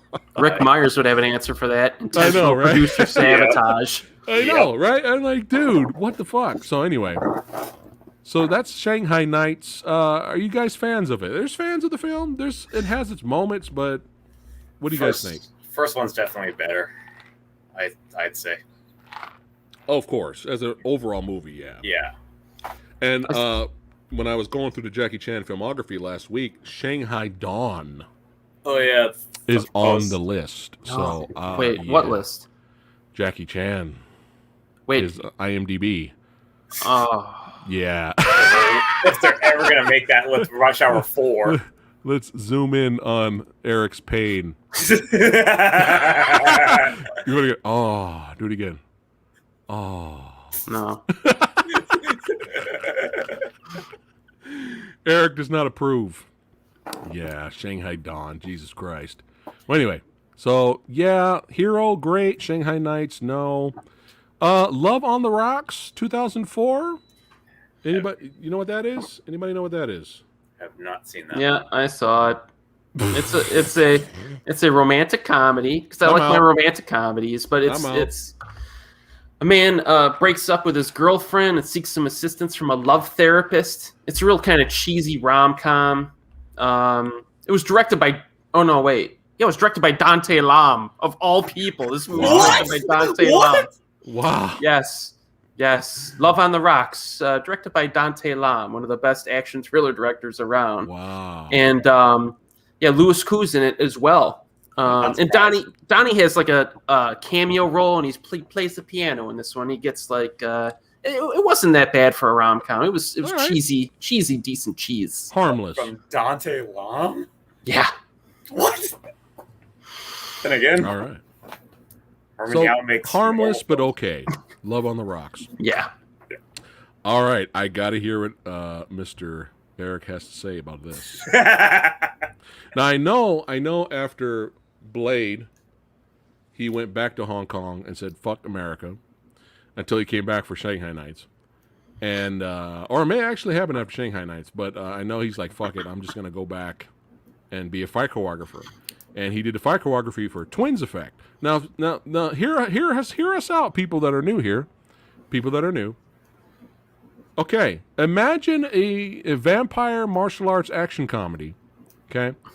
But you have Britney Spears versus Christina Aguilera in it, and they're doing Donnie Yen type of fight choreography. I just want to put that in perspective because the two girls, they're pop stars, but just put that in perspective. They're doing Donnie Yen type of fight choreography, and I believe Donnie Yen won like best fight choreographer for the awards that year. And then his, reputation like got bigger and better, and he started just doing fight choreography for a while before he got his big chance to shine, which we'll get to later. But I heard nothing but horrible things about the Twins Effect 2, and the only reason I was interested in it is because I think I might have this on DVD, but I never watched it. But the only reason I wanted to check it out was because we get a rematch between Donnie Yen and Jet Li, and I remember parts of that fight. I remember that parts of that fight being okay, but I remember a lot of CGI and special effects were involved, and like powers, and I'm like, I want to see them go at it. So, Erik, did I miss out on Twins Effect 2? Well, I will admit that I actually very much enjoy Twins Effect. Okay. I'll just say that much. Yeah. Because the final fight, you're just like, wait, is this really happening? And it's legit good. So Twins Effect 2, I was excited for. Okay. I ordered it off of Yes Asia, and it arrived on Christmas frickin' Day. Did you get it for $1? No. Okay. But the thing I didn't understand at the time was that they retooled the whole sequel because China, and China doesn't like vampires. That's what I heard. So if they wanted to do the sequel and they wanted to market it, because the first one made money, but they wanted to market it more towards the mainland audience, I think. And because they had vampires, they couldn't make a vampire sequel. So they just made this unrelated movie that has nothing to do with the first film. So it's set in like the past, and it's like one of the cheesiest films you will ever see in your life, but I can sit through it. It's trash, though. It's a trash film. I can sit through it. There's a lot of like bright colors and like real cheesy stuff and but music. Is it good and stuff. trash? I don't think you would like it. Okay. You have JC Chan's first role in this. Yeah. JC Chan trying to act while his father and him fight. Oh no. Yeah, you would not like it. I'm just telling you right now. And the fight between Donnie and Jackie, it's not like bad. It's okay, but it's not what you want to see between those two guys. It's a lot of, It's the best thing in the movie, though, right? Probably. It's a bit longer than what we expected from Shanghai Nights, but It's marginally a bit better, but Okay. again, the CGI with the weapons and everything else was like. But I'd say watch the first Twins Effect. There's some cheesy romantic comedy stuff in it too, which you won't like. But the fights, I I've seen enjoyed it it before. Oh, Yeah, okay. I've seen it before. Oh, okay. I thought it was goofy fun, and your boy Ekin Chang was in there. Your favorite actor of all time. Yeah, I remember being goofy, but I just wanted to put that in perspective for newbies that are here. That it's literally two pop stars doing Donnie Yen type fight choreography. So just anything goes over there, man. Like they can do it. Andy Lau, he's like does everything, right? Yep. Andy Lau does everything: singing, dancing, hosting, fighting. I will say this the first Twins Effect and So Close were the films that inspired me to go back and watch all of the Girls with Gun stuff. Nice. Oh, I love So Close. Oh my God. So Close. I remember watching it first time and I was like, hey. I was like, oh, this is cheesy fun. And then the last fight happens. I'm like, holy crap, this is really good. Because everybody, because the main chick is gorgeous, right? Karen Mok. Yeah, Karen Mok and Zhao Wei. Got the best butt. Karen Mok's got the best butt out of all three, but she's a talented actress as well. But Gorgeous, the girl from Gorgeous, right? She's like probably the most popular and Dude, I was checking out Shaolin Soccer chick, bro. Yeah. I was like, whoa, when did she get hotter? What the hell happened? Yeah. What's her name? Zhao Wei. Yeah, and at the end, they have she's mega rich. Mm-hmm. Mega rich. She's like more popular than the other two now, right? Yeah. Yeah. I'm sure her version of Mulan is better than the bullshit that came out from Disney. It's better. Yeah. Actually, I didn't see the Disney one, so I can't say that, but... It's not a great film, say it but by it default. was watchable. Okay. But yeah, that fight scene at the end with Shoji Kurata, man, I was like, this is fucking legit. Because at first it's like, oh, it's a Charlie's Angels type ripoff or whatever. That fight scene at the end, that is like legit. But yeah, I don't remember hating Vampire Effect. I remember. Oh, did you see Vampire Effect or Twins Effect? They're two different cuts. Oh no, I don't know. Yeah. Twins Effect has more fights. I think I saw Vampire Effect because that's how it was released here. That's how it was released here in America. Yeah. Oh wait, somebody got you Twins Effect though on one of your videos. It was the second one. That's what I'm saying. No, you got the first one too. Did I? You got the first one too. You're right. So you can watch. Oh shit! I got the real version. Yeah, I remember. You know it's bad when I have so many fucking movies that my friends they have to remind me what I have. I'll be calling up I'll be in Best Buy. I'll be calling up Sexy Suma. Hey man, did I have this movie? He's like, what are you calling me for, man? Well, I got like 5 billion movies for fuck's sake. All right. Well, cool. Well, then I'm definitely going to check it out. I'm definitely going to check that out, though. Cool. All right. Now, I'm probably going to get a lot of flack for this. I want to rewatch it. I want to revisit it. I only seen it once, and there was something about it that really disappointed me, but I want to give it another shot. I think if I watch it again, I'll like it. 2005 Seven Swords. I don't know, man. Just with that cast and that director, I had high expectations, and I was kind of like, this is okay. The only thing I remember is the fight with Donnie Yen versus the other dude in like the hallway or something like that. Yeah. That was the best part of the movie. That's the only thing I remember. I don't remember anything else. So I know there's a huge fan base for Seven Swords. I have the DVD. I want to rewatch it.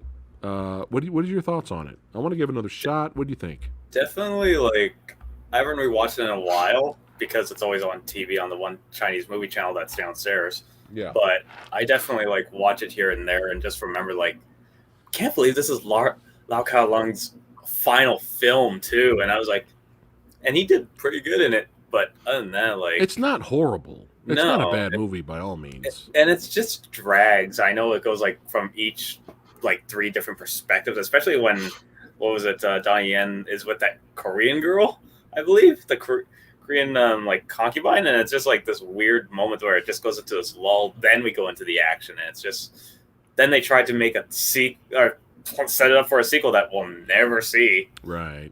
But other than that, like, So Eric, was it just not enough action? What's wrong with it? Unless you love it, did you like the movie? I moderately enjoyed it. Okay. It's 2.5 hours long. They could have cut it down to under 2 hours. Okay. And that would have helped. Okay. And then the choreography was like, they had some bizarre weapons and props that I liked. Yeah. But the choreography was like a little on like the slow side, if that makes any sense. Like it was yeah. slower and not like intricate maybe, but it had some cool props and weapons in it. So that maybe that's why I didn't give it like a higher rating. But I only saw it once, like 15 years ago. All right. Everybody in chat is telling me to give it another shot. So I'll check it out again, guys. I'll give it another shot. But it didn't help that I watched this not too long after A Diagram Pole Fighter. Oh. Yeah. So I was just like, well, my brain is melted from the awesomeness that I just watched. All right, what's the 7 swords? But I'll give it another shot for you guys. For the Movie Dojo Army, I'll give it another shot. Still, Donnie Yen is not in Puke. You know what I mean? He's not in Shanghai Nights. He's in this. Mm-hmm. So, now, woo, doggy. Woo, woo. I'm so excited it turned me Texan right now. Woo! Killzone 2005, son, SPL. Yo, woo. I got to tell the story really quick. I'll make it really fast. So, I did not know, for those of you who have not heard this story before, I did not know that there were friendly for family pictures, edits for movies. I did not know this was a thing. Okay? So, my buddy got like a bootleg of SPL. He's like, you got to watch this. We watched it. I love the score of this music. Wilson Yip killed it. I love the music. I love Sammo Hung being fucking gangster up in here. I think one of my favorite scenes in this movie is when Sammo Hung's just sitting down, looking at the dude blowing the cigar. He just look. I can't even act like that. I can't even do it. Like Sammo Hung is awesome. So like, I mean, he threw a knife. Donnie Yen threw a knife at Sammo. Sammo kicked it. I'm like, I don't care if it was CGI knife. It was filmed so perfectly. It was fucking so awesome. The fight between him and Jackie Wu, that was my introduction to Jackie Wu. Mm-hmm. And then I went off and watched Fatal Contact and all that stuff. And that was like, this is one of the greatest fight scenes I've ever seen in my entire life. I can't, and of course we talked about it before here on the channel, how this was Donnie Yen's challenge to Tony Jaa. Like, hey, Hong Kong still got it. Aha. Yeah. Like we still got it, so I love that because competition is good. But we did not know about the it's a family picture ending. We didn't know anything about that. So something felt odd. Soon as Donnie Yen throws Sammo on the thing. Oh, Donnie Yen for the first time showing us some MMA type stuff. Yeah. Double leg takedowns, some judo throws, some jiu-jitsu, a little bit of ground and pound. We were like, whoa, what is going on? I think even Donnie Yen described it at the time. The Hong Kong audience were like, what is this? Like they weren't used to it yet. Now they're used to it. But basically, we were blown away by the film. But as soon as he slams Sammo, there's going to be spoilers here.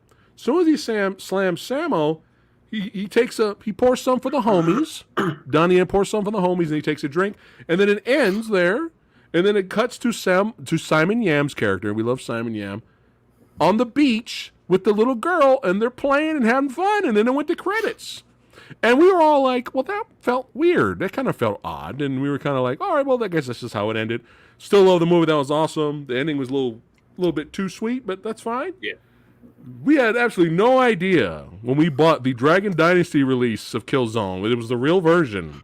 We popped it in, and we get to that fight scene at the end. And out of nowhere, after he pours some from the homies, Sammo gets up, throws Donnie Yen out of the fucking building through the glass. We were like, I was grabbing Lady Fatblood. She did a reaction. We did reactions back then. I was grabbing Lady Fatblood. I was like, oh my God, what's happening? Flies out of the building. Donnie Yen falls down to his death on top of the car where Sammo Hung's wife and child was in. And then so they're dead.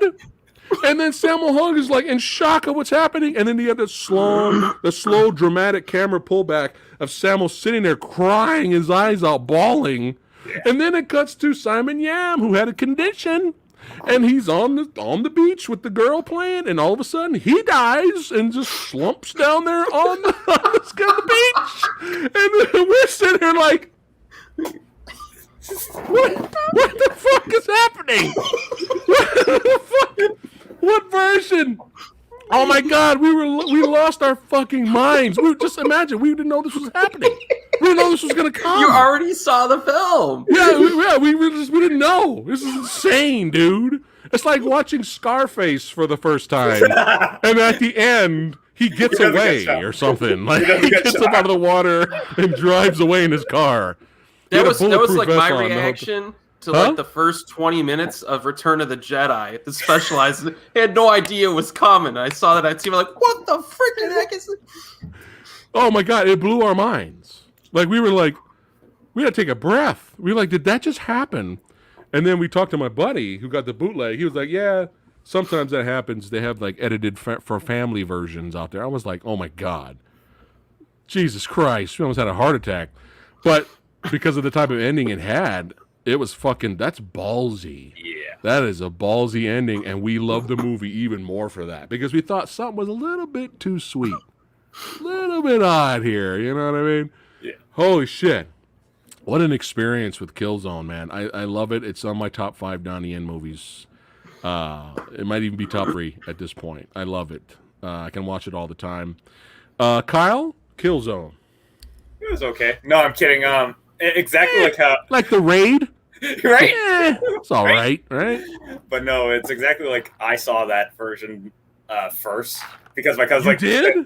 Yeah, my cousin had it, and he's like, "You gotta watch SPL." After on back, he was like, "You gotta watch SPL." I was like, "Fine." Then I'm watching it. Like, it starts off very slow, and I'm just sitting there. I was like, "There's oh, not a lot of fun in it." Yeah. No, and then Donnie Yen shows up. I'm like, Donnie Yen's in here, and then next thing I'm watching. First fight scene happens. I'm like, okay, they have a little tussle. Interesting. And then the fight with Wu Jing happens. I'm like. You're like a little kid in the candy store. And then seeing the Sammo Hung versus Donnie Yen fight, I'm like, oh my God, he made Sammo Hung look fucking great in that whole fight scene. Like, again, incorporating MMA, like, takedowns and the style of, like, grappling and everything else into martial arts in a kung fu movie and a Hong Kong film set. Never Back Down can never touch that. No other films can touch that right now. Fuck other Hollywood films that could touch that. No, not even close. Donnie Yen did it right in SPL, and we will get to it sooner. But after seeing that version, I was like, okay. And then finding out there, like, the actual version, I'm like, damn, this movie is my number one. Like, the cinematography is very simple. The storyline is basically simple. Everything just looks beautiful in it. So, for it's just a small premise compared to fucking SPL 2, which is all happy and go lucky. But SPL 1 is the best for me. Yeah. It's my number one film. Nice. Number one film, period. I love it. Yeah. Fucking all right. Lady Fat Blood fan, I just told him our story. Our Killzone story. I just told him. Trado says, I need to do stand up. I would probably fail at that, Trado, but yeah, thanks. As long as Samurai can make you guys laugh. Erik, Killzone, my friend. Yeah, this movie made me a Donnie Yen fan. There it is. Up to this point, I had only seen maybe Iron Monkey and like, I don't know, maybe I don't think much else other than his American stuff like Blade and stuff like that. But this one, the finale of Twins Effect had some MMA moves in it. For anybody who's interested in seeing it. That's how much I barely remember that. Yeah, there's some MMA moves in Twins Effect at the end. But yeah, the thing that I really like about this flick is how it builds to that alley fight. Yeah. Because the whole film you're going through, like, all right, some good stuff, all right. And then dude gets clipped. Another protagonist gets clipped. Another one gets clipped. And then Simon Yan gets taken. And it's just Donnie's the only one freaking left. And like things go so bad. It's like a dude backed up against the wall. It's like he's just got to do it himself. And when he walks, they got that music going. He walks into the alley. I was standing in front of my TV. That Donnie Yen walk. Dude, I'm like, come on! I was really into this movie when that fight happened, and then when it went down, it's still one of the most exciting one-on-one fights of all time. Yeah. Of all time. So yeah, I mean this film is just great. I really enjoy it. Is there a way to get the soundtrack, or that's like impossible request? So far, there's only like 2 tracks on YouTube, and that's it. There are a few Hong Kong soundtracks I really want bad, but they're not. They're just not around. Some of them. Yeah. And I love, one of the best things about that alley fight that Erik pointed out in the past was you have this beautiful, crisp fight choreography, and then there's moments where they're just going at it. Yeah. Like it's like it looks real. Like they're just going at it. Ooh, what is this? Oh, I have the best wife ever. She just made me iced coffee. Thank you, dear. Nice. Thank you, my lovely.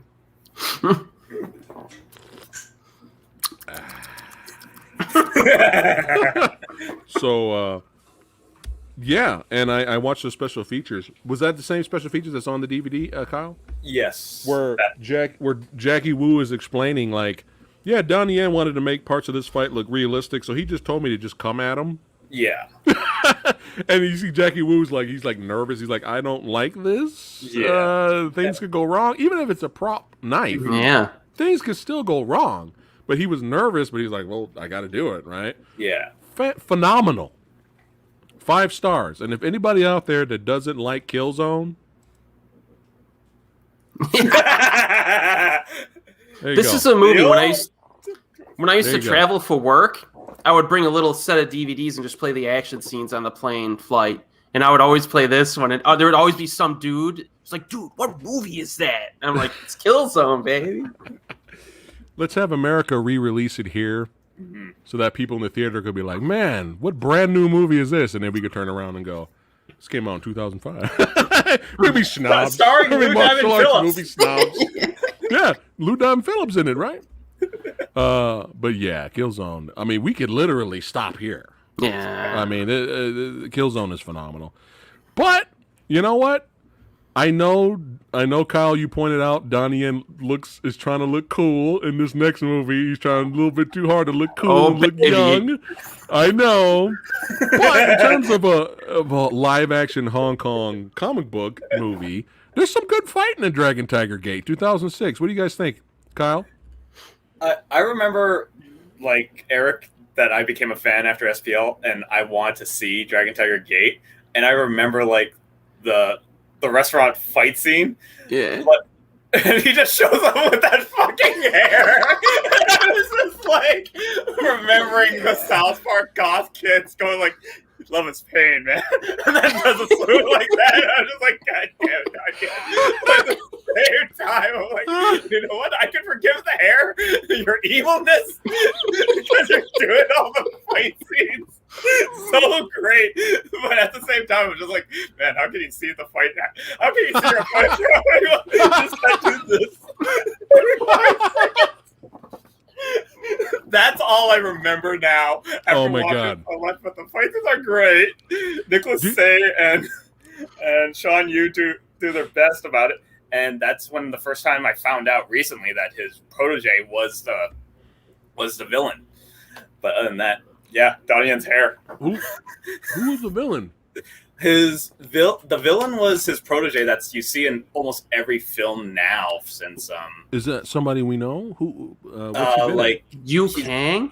Yeah, he plays that when we get to it. He plays one of the killers in like Wuxia and then in Special ID and in Big Brother also when we get to it. Okay. But it's got some good fights. It's got some fun stuff in there. It's cheesy fun, baby. Oh, yeah. And it has one of the most one-sided freaking final fights. Does Donnie Yen get hit one time during the... He just owns this freaking dude. Just owns him. It's the ground. I mean, I laugh when I watch this. And actually, this is the first time I'm like, hey, this Nicholas Che guy can do action. Because he's good at action movies. Yeah. So, it's another reason to watch it. But it's very cheesy. Yeah, I think Rick Myers said. I think I was actually at the Comic-Con Kung Fu Extravaganza, which is tomorrow. Don't miss that. But I think I was there, and Rick showed fight scenes from. He ended it with Dragon Tiger Gate, and I think I remember Rick saying that Nicholas never really kicked, so Donnie Yen trained him, and the other guy didn't know how to use nunchucks. Yeah. And Donnie Yen trained him, so that's fucking impressive. Because Donnie Yen can train me how to kick. It ain't gonna happen. It's not gonna happen. I can't even lift my leg up like right here. That samurai old. It's not gonna happen. But yeah, it's fun. It definitely got cheesy. I didn't care about the love interest. You got old Yuen Wah up in here. Yeah. The legend, bro. The legend.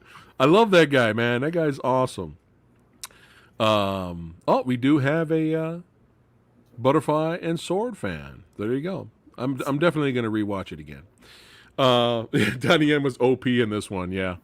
That's what they're saying in Dragon Tiger Gate. He was beyond level 9,000.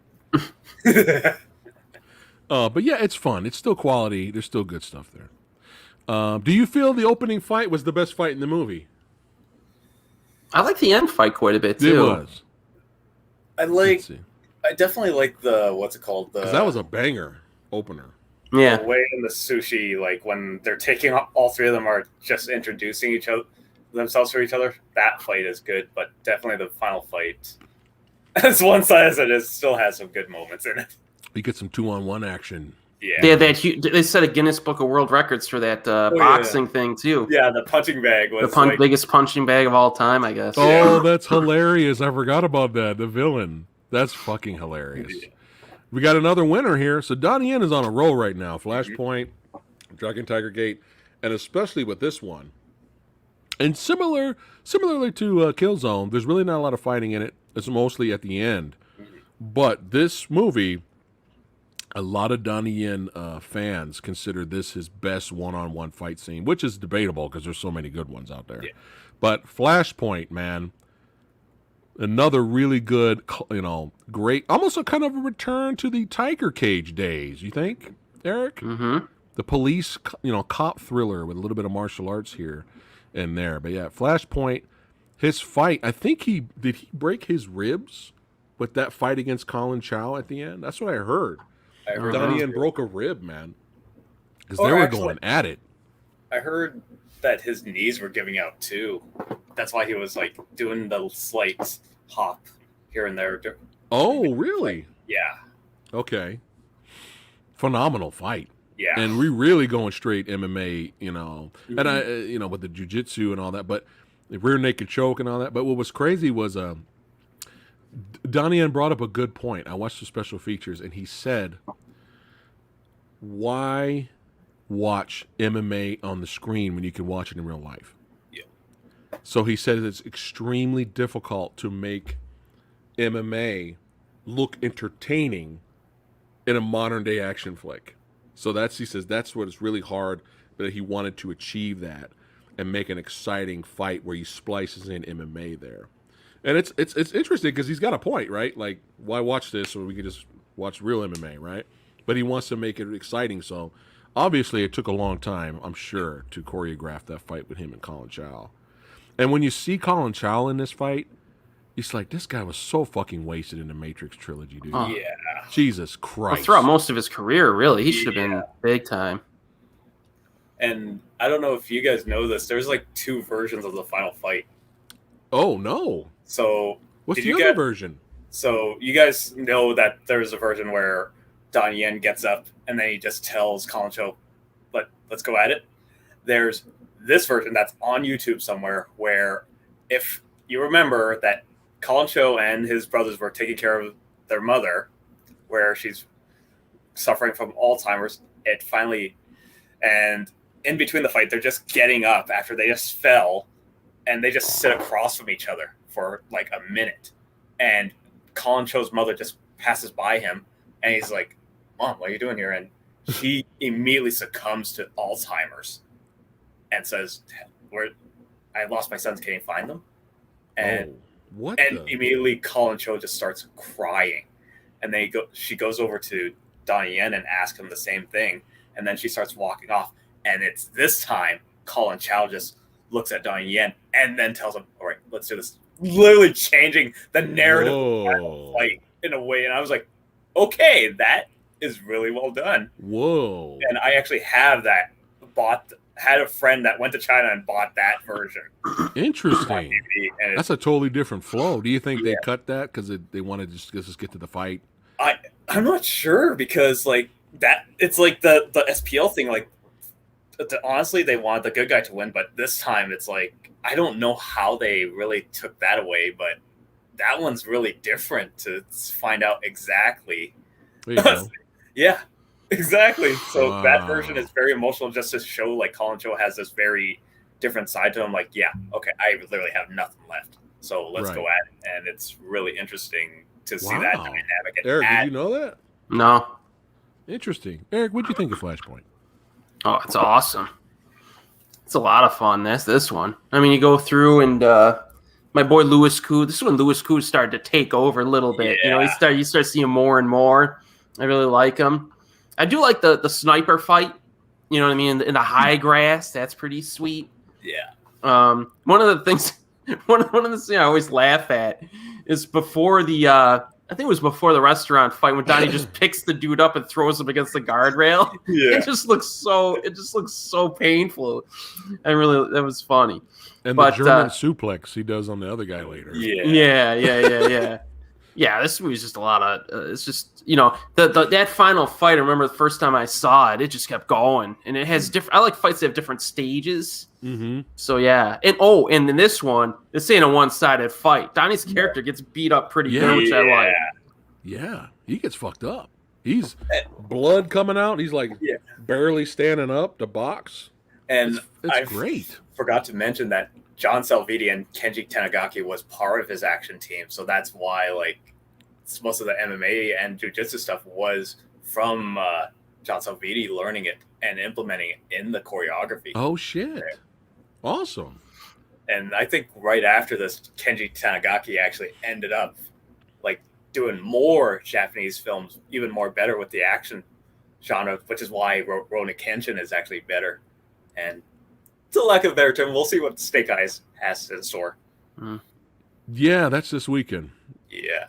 Samurai's going to do what he can, guys. I'm going to do what I can to see it and review it for you guys. So I will not fail. I will do my best to not fail. But hopefully that's a solid flick. But yeah, Killzone, Dragon Tiger Gate, Flashpoint, like he is just the king right now. Oh my god. Just the very next year. Are you fucking kidding me, bro? Ip Man is the very next year. Yep. But before that, there's 2 movies he made. One of them I saw once, and I remember it being okay. I remember liking his fight scene, but that's all I remember from the movie. It's called An Empress and the Warriors. Have you seen that? I've seen it. Was that another Mulan movie? No, it like Kelly Chen from Infernal Affairs plays like this empress who I believe she gives up wanting to fight and wants to live a romantic life with Leon Lai, and then next thing you know, Diane, her faithful soldier, just comes back and to bring her back into the war. And Diane again, just like literally against 100 other soldiers saying, "Come at me, bro!" Literally, come at me. That was Shaw Brothers ending. Yeah, that was like I'm taking on the whole army alone. I know I'm not going to make it. Fuck it. That's the only thing I remember. Yeah, that's it. Like, I didn't even remember the damn plot. I'm all like, is this another Mulan movie? But yeah, that's all I remember, really. Eric? Yeah, you probably don't remember the plot because my notes say it was inadequately written in almost every respect. There you go. So maybe that's why you didn't. I kind of remember the final fight being a little bit disappointing for some reason in terms of the action choreography, in my opinion. Yeah. I'm not sure why, but there's positives to it. You know, the cinematography's nice. There are a few good fight scenes. There's like a romantic middle section I thought was pretty good, actually. So overall, it's kind of like watchable fluff for me, but it's not terrible. Right. Okay. Painted Skin. No, that's the next one. I have not seen that. Anyone seen that? I have. That one. Is that a drama? It is a horror kind of type drama thriller because and I know Erik will step in, but I do have one of the books that it's basically based off like this Chinese folklore stuff. Okay.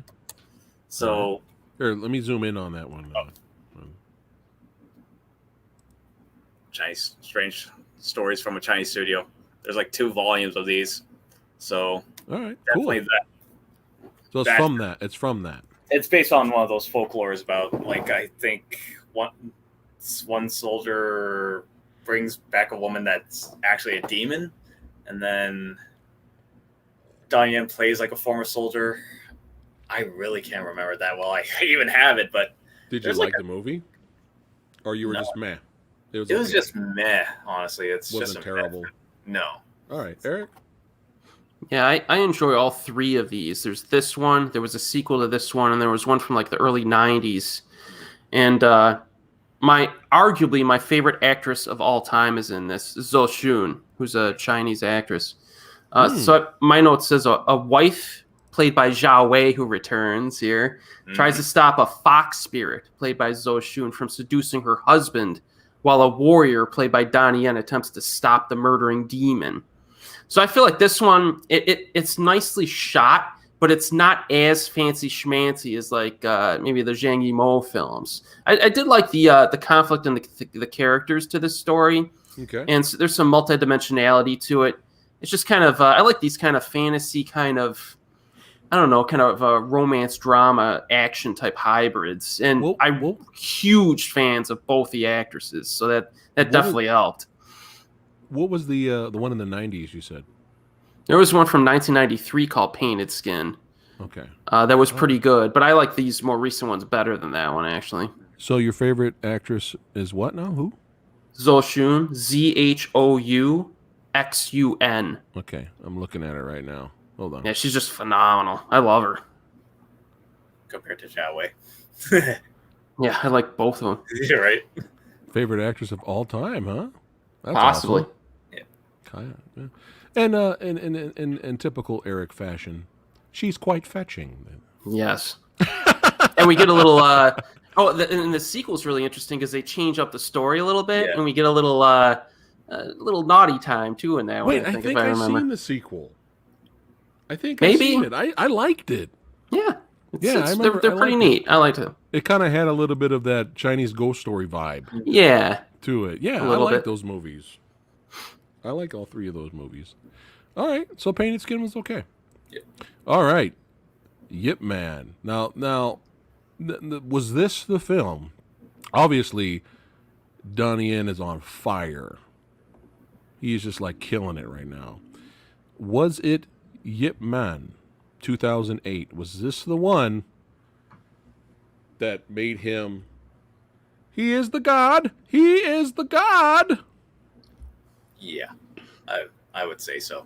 Because he's kind of surpassed Jet Li now in terms of like Jet Li not really being active, and now it's his time. Yeah, I am control of every. I am the god. Like seriously. Yeah. Go ahead, Kyle.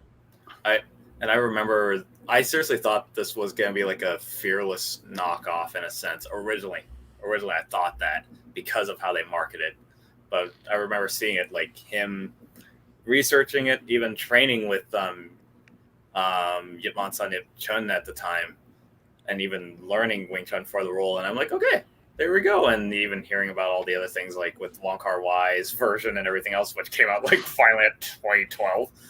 But no, I remember just watching this one, and I was just like, okay, he's actually flexing as much of his acting in this film, and just remembering like all the him against 10 black belts.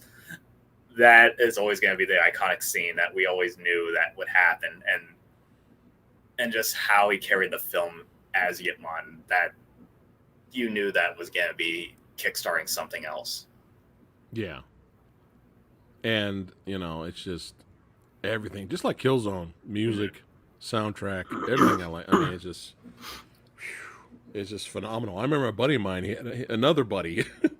He was like, dude, you got to watch this movie. IP Man, son. That's how he said it. IP Man. Preston. IP Man, son. I'm like, what the fuck are you talking about? What are you talking about? All right, I'll check out IP Man. What the hell is this? Yeah, I wasn't prepared for the awesomeness. But yeah, it's 5 stars. It's one of my favorites of all time. Donnie Yen top 5, no question. Eric. Yeah, the thing I remember about this one is at this point I was just like so excited to see every freaking Donnie Yen movie that came out. And when this one came out, it kind of legitimized him as an actor martial artist because some of his prior stuff, like Dragon Tiger Guy, I would just laugh at this guy. Like this guy really acts, really. I mean, and but then Ip Man came out, and I was like, dude, he fits the role perfectly as an actor too. So I think that's probably what super, elevated him. Yeah, it's just a great flick. Yeah, I mean, we've gushed about it too much on the channel already, so we'll just move on. But it's phenomenal. Again, we could end it here. But let's keep going. All's well ends well. 2009. He's a wedding guest. I guess we can keep moving on that one. Yep. Yeah. The Founding of a Republic. Yeah, That's another compilation film or whatever. Okay. Bodyguards and Assassins. I had Kung Lee on here.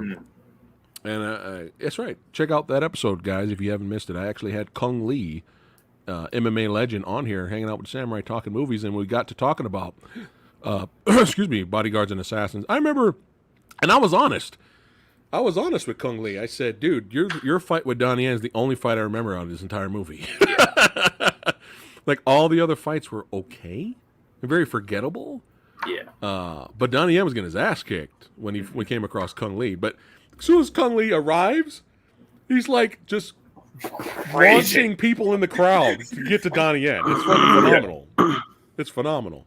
Now why are they doing MMA type fighting in the period piece movie? I don't know. I didn't ask any questions because I thought it was badass, so I didn't care. But that's really all I remember with Bodyguards and Assassins is that fight. I enjoyed that fight, but that's it, though. Donnie Yen didn't really have a big role. He headbutted a huge horse. Cast. I know, he got fucked up by the horse. He Crazy. headbutted a horse in the film. All right, Kyle, what'd you think of that? I just remembered me and a friend, we were like joking around, like, what is Donnie Yen gonna do next? Like, because I remember in Yitman, one of the characters says, fight 10 guys, fight 100 guys. I was like, what is Donnie Yen gonna do next? And then he headbutts a horse in this fucking film, and the horse disappears after he dies. And I just remembered, like, this movie's weird, but yet, historically, why would this one revolutionary get all these people to protect this guy? But again, this was like for the future of Hong Kong at the time. Yeah. And you just have everyone else, but yeah, it's an all right film. It's not like it's you can watch it. You'll be fine. It's no High Voltage or Cheetah on Fire. Or Eric's favorite, Iron Monkey 2. Eric. I really like this one. I like it more than you guys. I think the well, I kind of like you, man. I'm banning you from the chat. No, I'm just kidding. Go ahead. I really like the story, how it sets everything up. Obviously, maybe the cast helped out too. I mean, you have Zhang Hanyu, who's really good, Tony Lung Ka-fai, Fan Bingbing before she got arrested for tax evasion, right? Yep. Leon Lai, Nicholas Chase, Simon Yam. So maybe it was the cast that kept me in it. I thought the fights were good. It was kind of interesting, kind of some grounded fighting. Mm-hmm. And then the period production values were good. So I like this one. I thought it was good. Nice. Yeah. I didn't hate it. I'm all trying to catch up to Eric's status. I didn't hate it. But yeah, the Kung Lao fight definitely. Excuse me, Kung Lee. Kung Lao. Kung Lao. What a joke. Kung Lao. Kung Lee. All right, here we go. All right. This I was so disappointed in this, and I'm sure I am in the minority here. Very disappointed in this. I saw the artwork, the posters. I was like, what? Donnie Yen in a movie called 14 Blades. And the movie opens up with all these fucking getting the 14 blades, getting the weapons. Donnie Yen's looking like a badass with the tattoos. Flexing. Flexing, right? And And I'm just like, oh man, I can't wait to see Donnie Yen use or go up against the 14 Blades. This looked like some Shaw Brothers stuff. My expectations were so high. I was like, I can't wait to watch this, and it was okay. It was all right to me. I was just like, eh. I was kind of disappointed, to be honest, because I'm like, where's the fighting? Like, what's happening? You know, where's the fighting? 14 Blades. You set it up. That's like watching Legendary Weapons of China, and at the end, the two, the main hero and the main villain sit down and they have some tea, and then they wrap it up. You talk about the weapons, but you didn't use it. It's not horrible. You can enjoy it. There are fans of this. I could say it's mildly entertaining for me, but I was disappointed, man. Donnie Yen looked like such a fucking badass. I couldn't wait to see him use all these weapons, and let's go. And I was just like, well, all right, let's. He kills Mr. Shaw Brothers with a chicken bone. I think that's what happened. Or he killed somebody else with a chicken bone. But I know he had a fight scene with Chen Quan Tai in the forest. Yeah. But he killed someone with a chicken bone. I think that's what happened, which is fine. But yeah. All right, Kyle, go ahead. I was in Hong Kong when I actually bought the film. And I was just like sitting there watching it going, why is Donnie Yen carrying a giant Swiss Army knife? Literally, Swiss Army knife. You have all these fucking knives in there. And he's just like, yep, here you go. But just him and Zhao Wei acting together, I was like, I did not believe it. So, I don't know. I remember liking her. Yeah. Like her having an attitude towards him, like she outacted him in this film. But other than that, quite fetching. Yeah. Other than that, I got no more to say to that. I don't even know why I bought it back then. All right, Eric. Eric loved it. We're talking about Zhao Wei a lot tonight. I like this discussion. Maybe we should get her on the show. I like this one more than you guys did again. It's cool. I think Kate Choi kind of steals the movie as like the villain girl. She had a few good fights, but yeah, I could see why you were disappointed in it though. They definitely could have upped the 14 blade action in it and made a real badass flick, but I thought it was pretty neat. Yeah, that's basically all I have to say about it, really. I thought it was a fun flick. There's still that level of quality. We haven't gone to the other movie, which we're going to get to later. Kyle knows which one I'm talking about. Well, there's probably a few. You can watch it, and you can watch it, and you could be entertained by it. Like, I wasn't offended. Like, it was all right. I was just I wanted to see Donnie Yen do some shit, man, and he just kind of really just sat back and chicken bone people. All right, here we go. All right. Ip Man 2, it has begun. Ip Man Mania has started. 2010. Hong Kong's answer to Rocky 4. Again, it's entertaining. Like all the Ip Man sequels, they're entertaining. You get some good fights. They're fun to watch, but they're very forgettable. And this is where I was kind of like, I liked it. I liked the scene with Sammo Hung getting killed. That was the Apollo Creed scene. I liked it. I definitely enjoyed it. I loved the fight on the table with all the old veterans. You had Lo Mang and all that stuff. That was great. What's up, Omni Blast? What's cracking? And it's definitely entertaining, especially when Sammo and Donnie go at it. Like, it's great. Definitely, I recommend it. I do. But it just was such Rocky 4. Like, it was like Jesus Christ. Like, even the wife was pregnant. Like, it's just kind of like, oh, I don't know. Rest in peace, the villain from the film. I forgot his name. That guy's a badass. I've always been a fan of that guy. But I think that was his biggest movie before he passed on. Who also was the main villain in Tai Chi 2 with Jackie Wu, his debut movie. But yeah, it's entertaining. I recommend it if you want a good old fashioned kung fu movie time. You'll enjoy it. But definitely, it's a step down for me from the first film. And I'll pass it to Kyle. So after I bought 14 Blades, I went and saw this in theaters and in Hong Kong, and shit. I remember watching it, and it was definitely mind blowing at the time, but because during that fight scene between Twister and Sammo Hung, the music and the sound, you felt the hits like in your seat, like I'm like, damn, did I just get hit? Ah, stop it! And then, but I just remember watching the film and going like, it's going Rocky 4. It's got wow, it went Rocky 4, speech and all, but like there were so many good moments in it, like the fish market fight. Both definitely the Masters fight on the table was the highlight. But other than that, like this was a film that started off a decade of questionable Donnie Yen films. Yeah. Eric, your turn. Or the decade of Ip Man Mania, which is still going today. Yeah. It's still going. Yeah, I like this one. And actually, the final fight, the dude messes up Donnie pretty good, probably more than any other villain of the whole franchise. What is his name? Darren Shalabi. Thank you. Thank you. Twister. Yeah, Darren. Twister. Yeah, the dialogue's kind of laughable at times. It's kind of a very cartoonish film. You kind of gotta take it with a grain of salt and watch it for the action. But I liked it. What made me laugh was Darren when he first showed up and they're doing the demonstrations. He beats up all the kung fu demonstrating guys, and then he's all like, he's like totally being a dick. Yeah, but that's it's a good villain. I mean, you hate the guy, right? Yeah. You get that smug look on his face. Yeah. I was the only time in the movie, the Sammo Hung scene, the Apollo Creed scene, that I got emotionally involved. It worked. I'm a sucker. And then later when they were like, no kicks, I got mad, dude. Like I actually like, you motherfucker. And they're like, Donnie Yen's finally gets a kick on him. They're like, no kicks.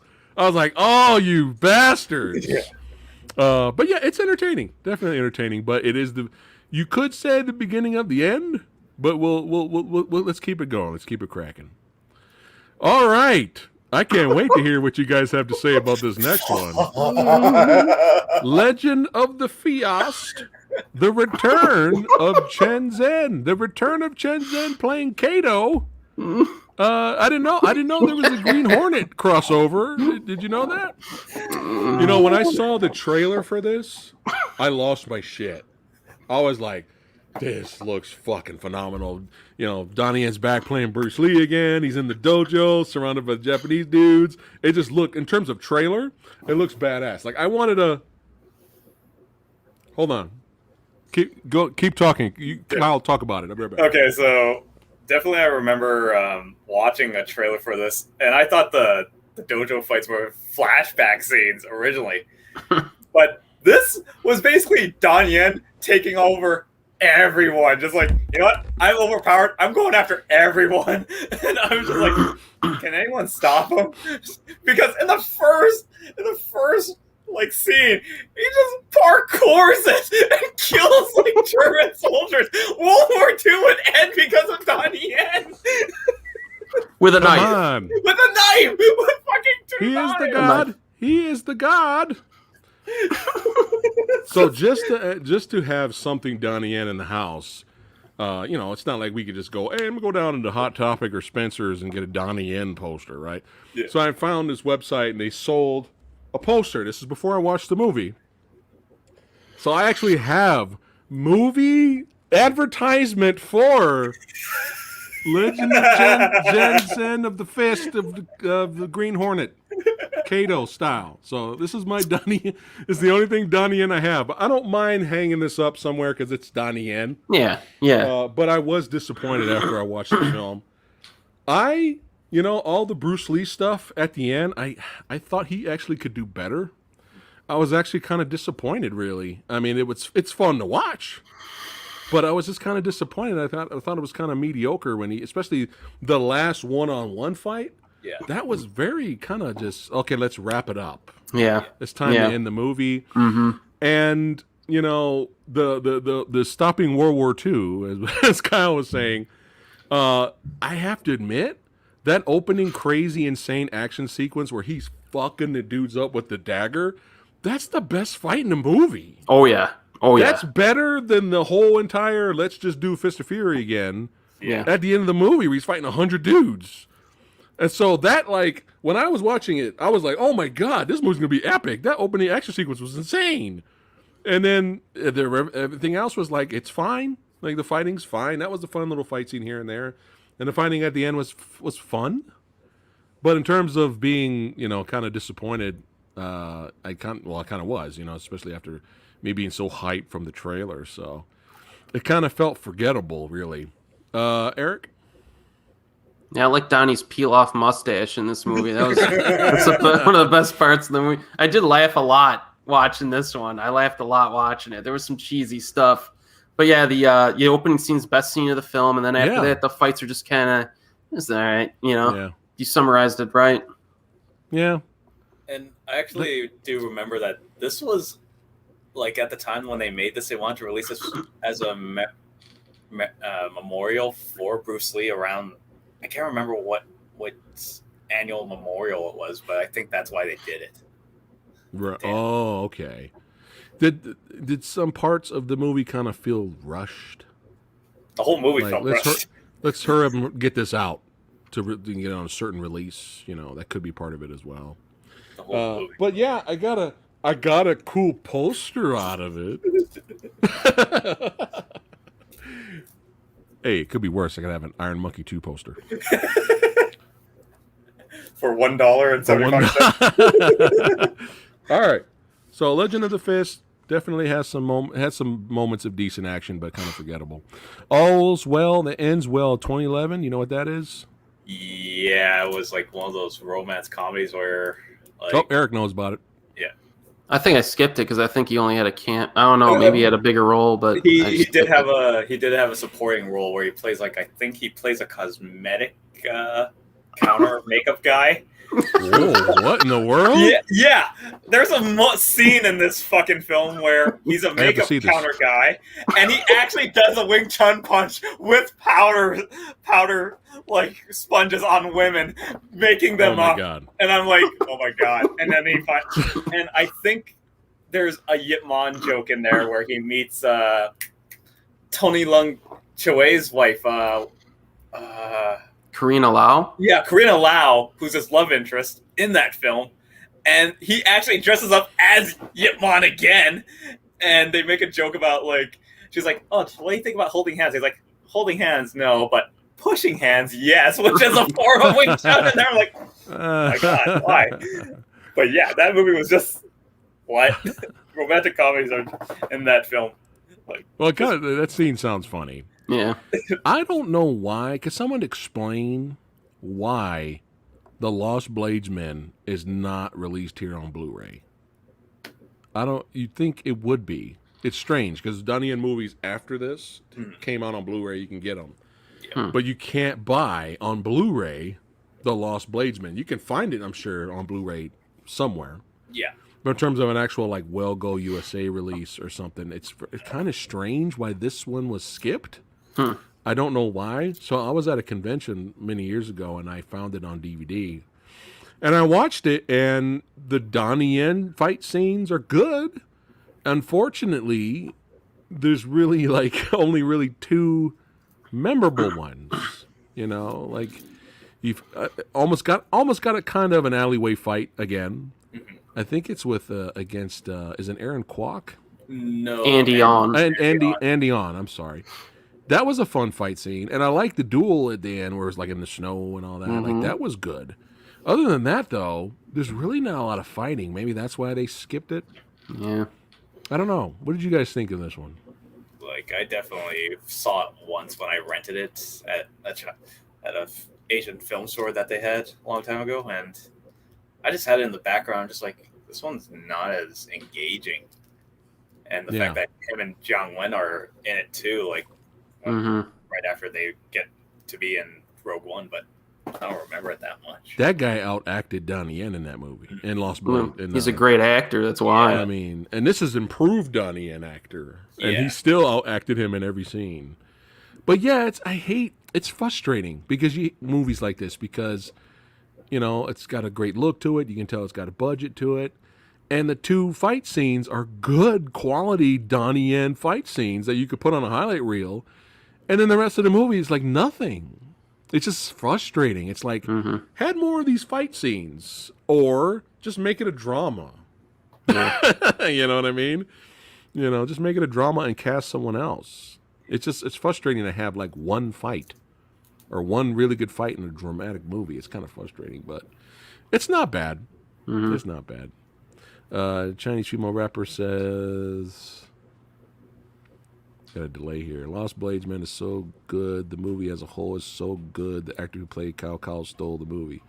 All right, so somebody's a fan, so that's cool. One of my pet peeves, though, with the movie was there were some of the fight scenes were filmed at night. I mean, dark. There was a tea house fight, and you couldn't see shit.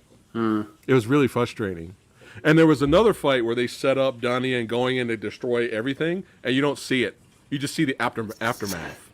I hate that. Yeah. You just see, everyone's laid out, and Donnie Yen's just standing there. I hate that. But other than that, it's not terrible. I'm just confused why it's not on Blu-ray over here. It's very strange. Yeah. Now we're talking. This is one of my favorite Donnie Yen movies, and I consider this one of the most underrated Donnie Yen flicks, and it's Dragon, 2011. This is really underrated.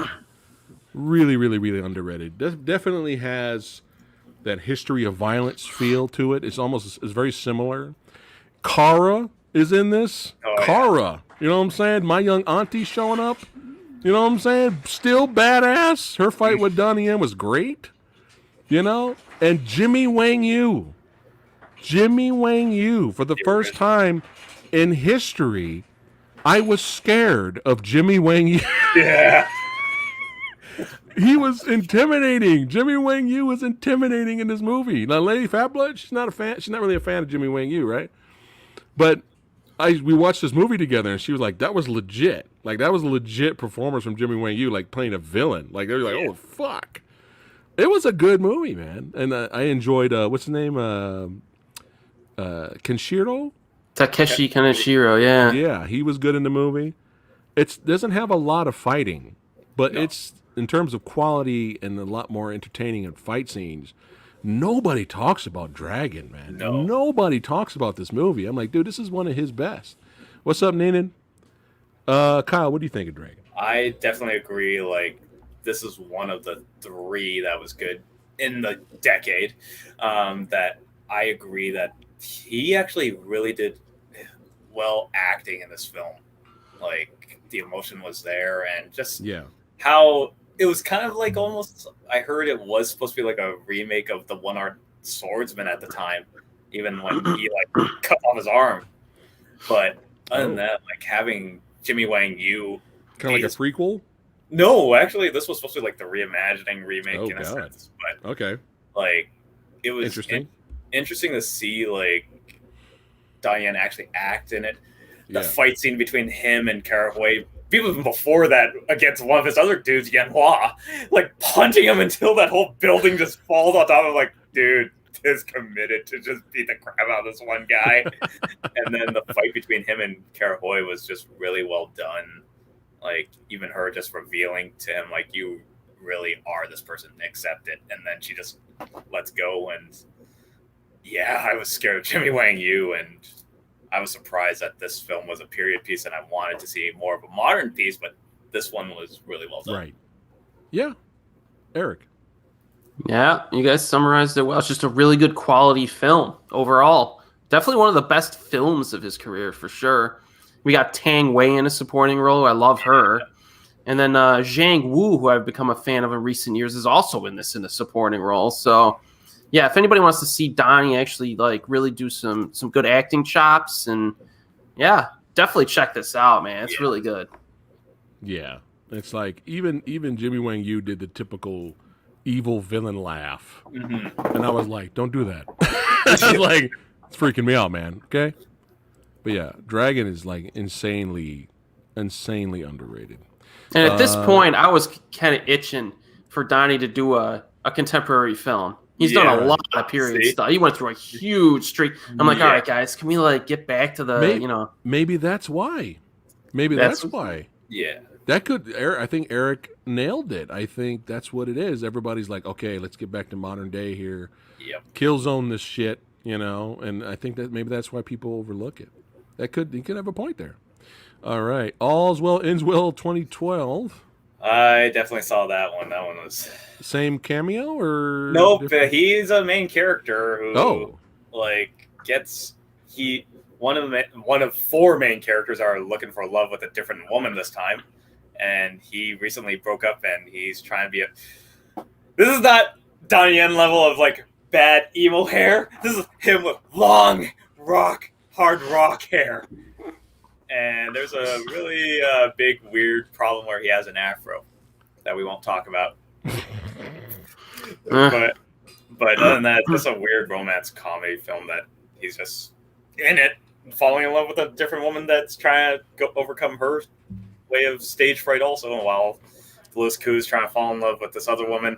Chapman Toe is trying to be like Peter Chan for some reason.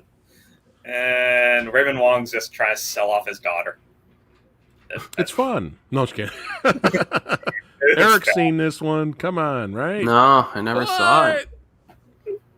What is this? Some of these compilation, I just always assume my favorite actors have a small role, and I just end up not really watching some of them. I could see that. All right, now a movie that I reviewed on the Movie Dojo 5,000 years ago. It's Kyle's favorite film, Special ID, 2013. Oh, there's a movie called Together. Do you guys know anything about that? That's Mr. Cool. That's apparently the rumor is on that one. Well, not rumor. The storyline on that one is he plays a cop, and it's a romance drama, and he plays a cop who finds a woman where he can't smile. There's a facial problem that makes him not smile. And I was like, okay. And this is around the time that there was controversy around Special ID. Oh. Yeah. Okay. Which is why that got pushed back. Oh, okay. Well, we can keep it going here. Special ID. I don't remember exactly what I rated it. I think I found it. There's average. And I think I gave it like just a little bit above average, but not great. I think that's what I gave it. I don't remember exactly. Like I was like, I like parts of it. I like the end fight with him and Andy on, you know, but not a lot of fighting. The whole undercover gangster thing. I'm sure that's why that spurned interest for him to be in the live action video game version of Sleeping Dogs. Sleeping Dogs. Is that even happening anymore? Huh? Is that even happening anymore? They announced it like 3-4 years ago. Even though Special ID is Sleeping Dogs. Yeah, right. It's not the worst. It's in the middle. But did you want to talk about the controversy, Kyle, before we go to Eric? So the controversy was originally that this film was supposed to originally have Jackie Chan and Donnie Yen together in it. Like What? Jackie Chan was originally supposed to be producer and supposed to act in it, and then there's like actual videos online on YouTube right now where the original director talks about it.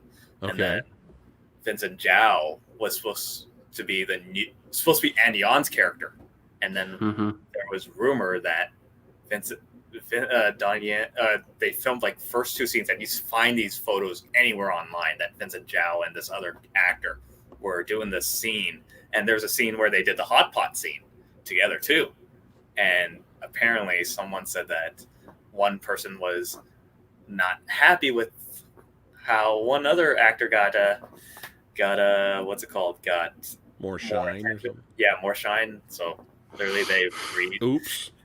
They axed Vincent Zhao, and then Donnie Yen brought in Andy Yon, and they finished this film. And I'm not saying release the original cut. I'm not saying that because that film was not completed. Can we rewind for a second? How could you axe Vincent Zhao? Mm-hmm. He is phenomenal. I know. Okay, that guy is great. Yeah.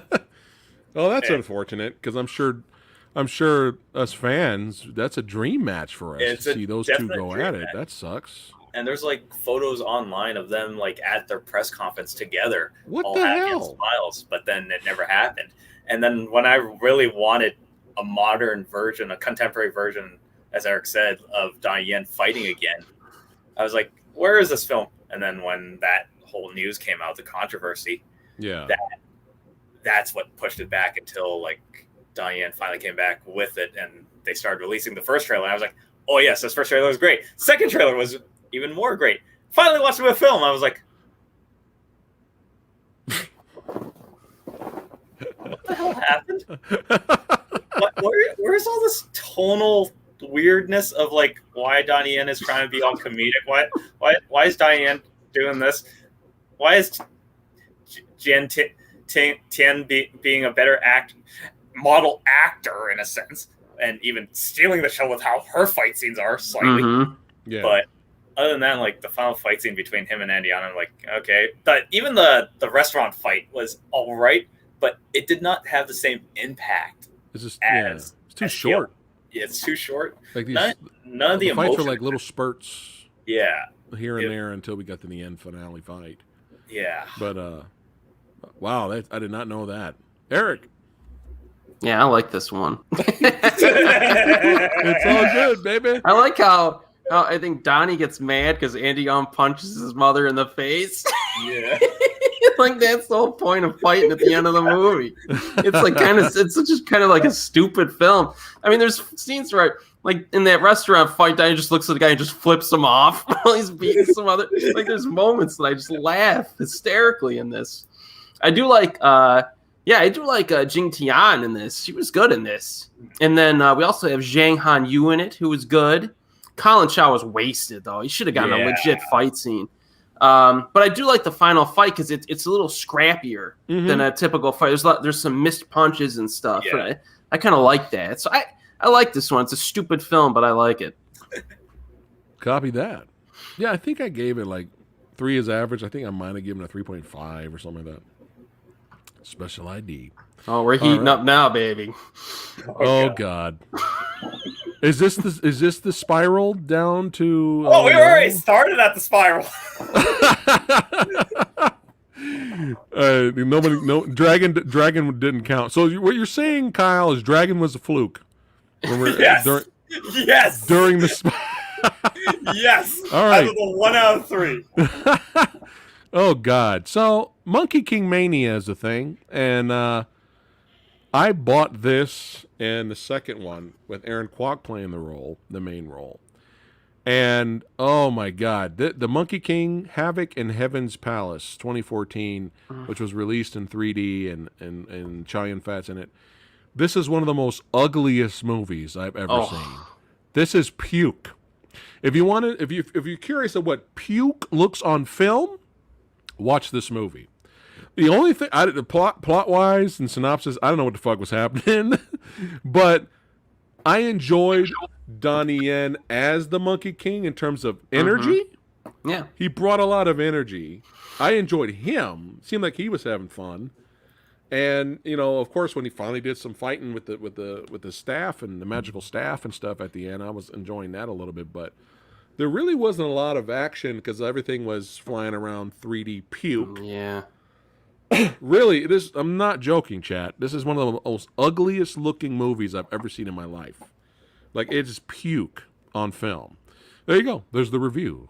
Puke on film. Puke on film. Puke on film. Yes. But, of course, we've heard the Rick Myers story behind the scenes. He's told it here about Donnie Yen kind of throwing his weight around. The cast wasn't happy. And then Chow Yun-fat called him out during the press conference. And Donnie Yen had no choice but to show respect because it's for Chow Yun-fat. Okay. Still, in terms of comparison, I loved the second one. Oh, it's way better. I love the villain. I love the villain. What's the villain's name again, Eric? I forgot. The female actress you like. Gong Li. She's quite fetching as well. Oh. But she was in Mulan too. She was like the evil witch in Mulan. Oh, okay. Gong Li, I believe. She was having fun. We had a fun villain. I actually could understand what the fuck's happening. I got to know the characters. And yeah, you could say the end finale fight of Iron Monkey of Monkey King 2 was CGI vomit, but it still was an improvement over the puke on film flick that was this first Monkey King movie. Kyle, thoughts? Honestly, this was played in the background for me, and I was just like, good thing I did not spend any money for this. This is crap. I feel bad. Did you I spend bought something I $1.75? can never watch again. $1.75 or more. Yeah, that's all I have to sell it for because nobody will probably buy it, right? But other than that, Eric? I just remember it's trash. Yeah. Eric? Yeah, this movie's just not good. I remember watching it. I like Donnie in it, like you said. I do. He's like the best part of the movie, but the CGI is just atrocious. It is atrocious. And this is from the director of Dog Bite Dog. Yeah, right? It's like, really? Soy Chang. I'm just what? And then another thing that's in this movie's disfavor. The year before, Stephen Chow did a Monkey King movie. It was Journey to the West? Journey to the West, Conquering the Demons, which is fantastic. That's I thought fun. it was really good. Yeah. So yeah, coming off of that one and going to this, it's no. But yeah, the sequel's good for anybody who wants a good Monkey King film. But I would just skip this really. 3 was okay. 3 was all right. I mean, I like the cast and I like the adventure of 3, but it was kind of like, oh, we're on an island of preggers, and that's the rest of the movie. Okay. All right. But it's still better than this one. Yeah. Monkey King 3 is still better than this one. But yeah, does you guys know, chat? Do you know? Does anybody know why Donnie Yen did not come back for the next one? Because this could have redeemed the first one for him. Do we know why? Or he's just like, moving on. I did my Monkey King movie, I'm done. Yeah, that's probably what it is. All right. Let's the slippery slope continues. Golden Chicken Nest. He plays Yip Man. What is this? Never saw it. All right. I had not seen it either. I know it's a comedy compilation, but And he plays Yip Man in it. yeah. All right. So before we get to the big one here, I got to give a shout out. So shout out to the awesome badass martial arts stuntman filmmaker, my home skillet, Cryptic Soul. Shout out to him. He was actually on the set of this movie. He was actually behind the scenes, and Donnie Yen actually kind of mentored him during, kind of getting him his start. So shout out to Cryptic Soul. I'm sure he had I had him on here before, and he talked about his experiences with the film. It was very interesting. It was very awesome to work with Donnie Yen and to learn. And now Cryptic Soul is doing his own thing, and now he's off the races. So shout out to Cryptic Soul and his success. However, I have to be honest about the movie. And if I can recall, I think I said during the review, Iceman can go fuck itself up its ass. I think that's what I said. Iceman could fuck itself up its own ass.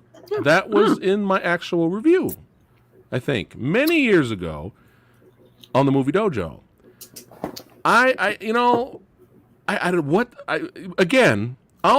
This is all I'm going to say, and me and Kyle mentioned this before. The toilet sequence. So the toilet sequence. Donnie Yen he's in a house. Bad guys are on the outside. Donnie Yen goes into the toilet. He sits down. Okay, there you go. Kyle's reacting.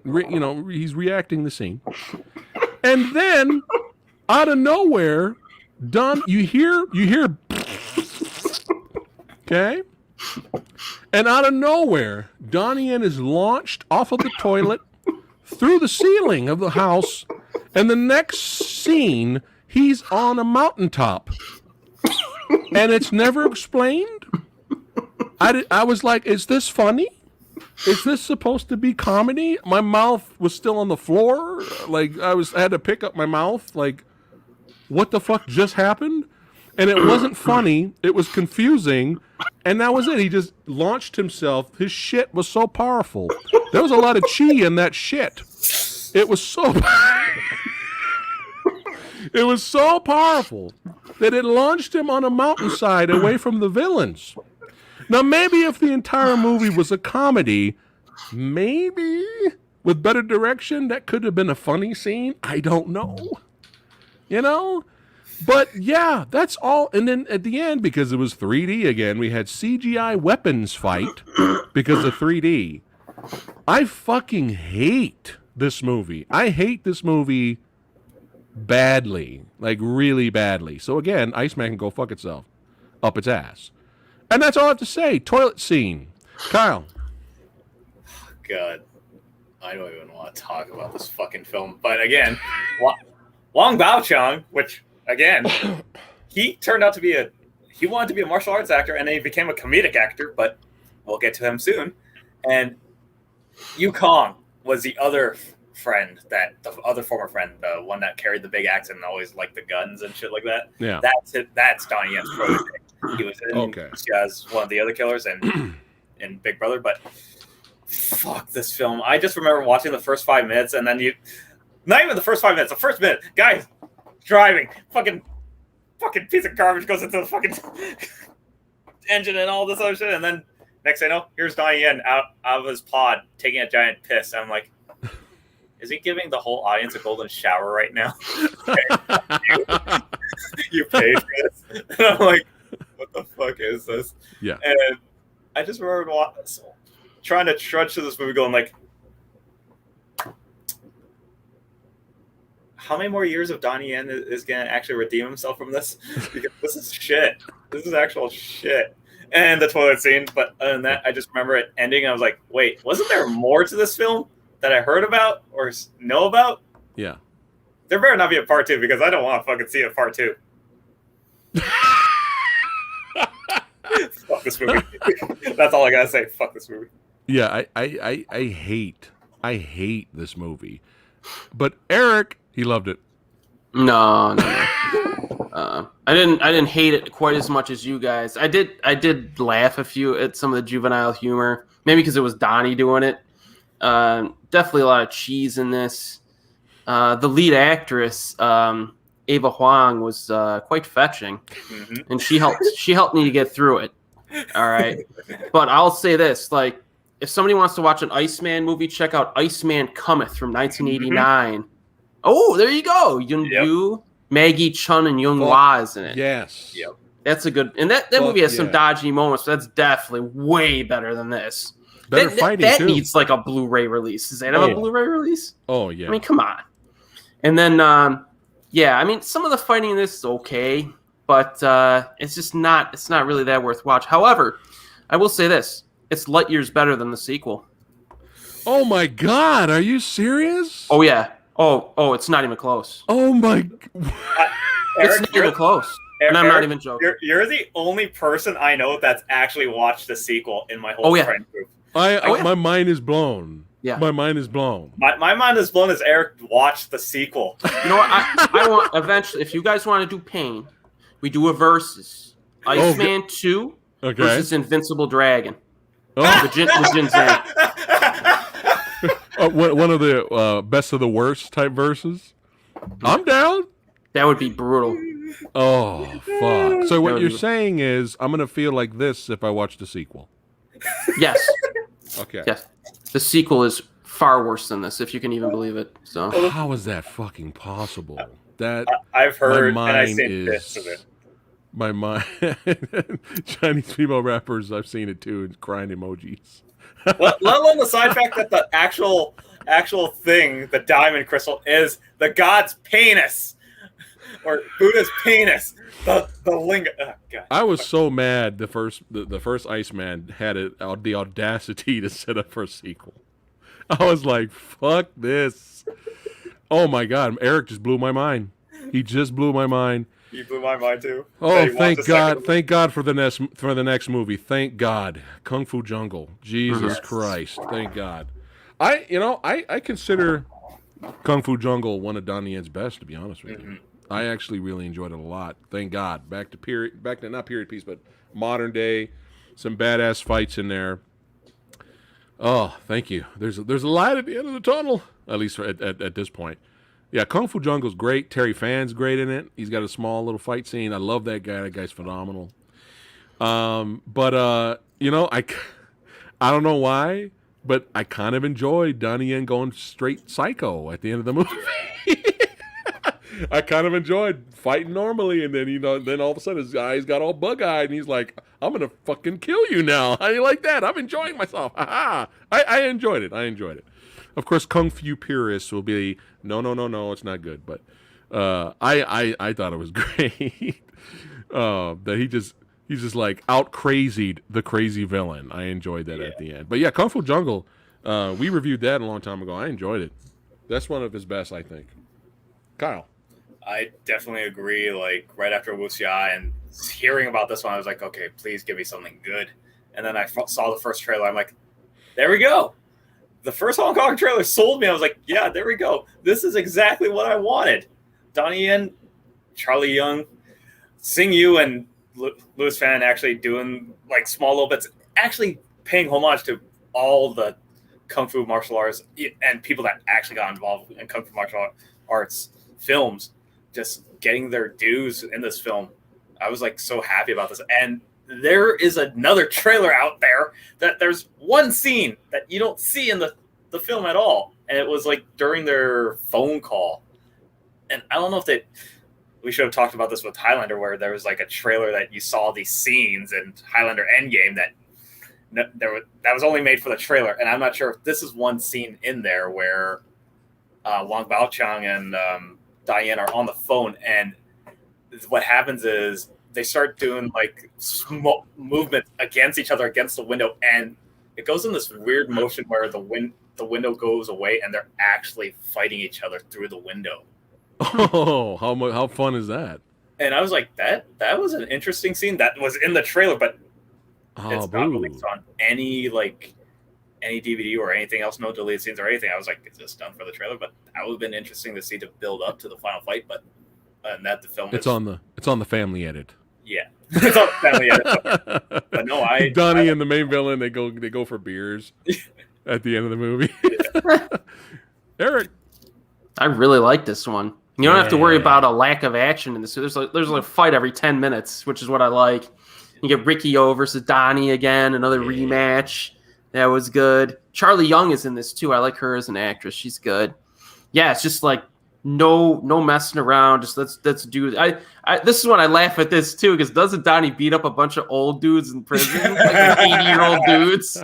I'm like, this is great, just beating up a bunch of like old dudes. So yeah. This movie's a lot of entertainment value, man. I like it a lot. Trey, don't be giving ideas, man. Eric, he wants that versus. No, I will sit out for that one. I'm not doing it by myself, Kyle. I'm not watching Iceman 2. I'm saying that. Come on, Iceman 2, Electric Boogaloo versus Invincible Dragon. You can't pay me $1.75 to sit down and watch that. I'll PayPal you $1.79 to watch it. Kyle, I'll gladly pay you Tuesday for a hamburger today. Wait, what am I talking about? Anyway. Now you got me wanting to do it. Kyle, you got to do it with me. You got to do. I'm not doing it without you, man. You know Rick Myers and everybody is out. You know that, right? It's just going to be us three. It's just like, why? We'll see, Kyle. You suffered enough. We'll see. Whatchamacallit. So yeah, Kung Fu Jungle, that's definitely one of his best. Nature is Speaking, a TV short. We will skip that. An Inspector Calls, 2015. He plays a band member. Skip it, I would say. All right. And now, something that I did review on the Movie Dojo, and I found it to be entertaining. Not great. But Eric pointed out something to me, and I was like, you know what? I give Eric that. I have to agree with that. And that's probably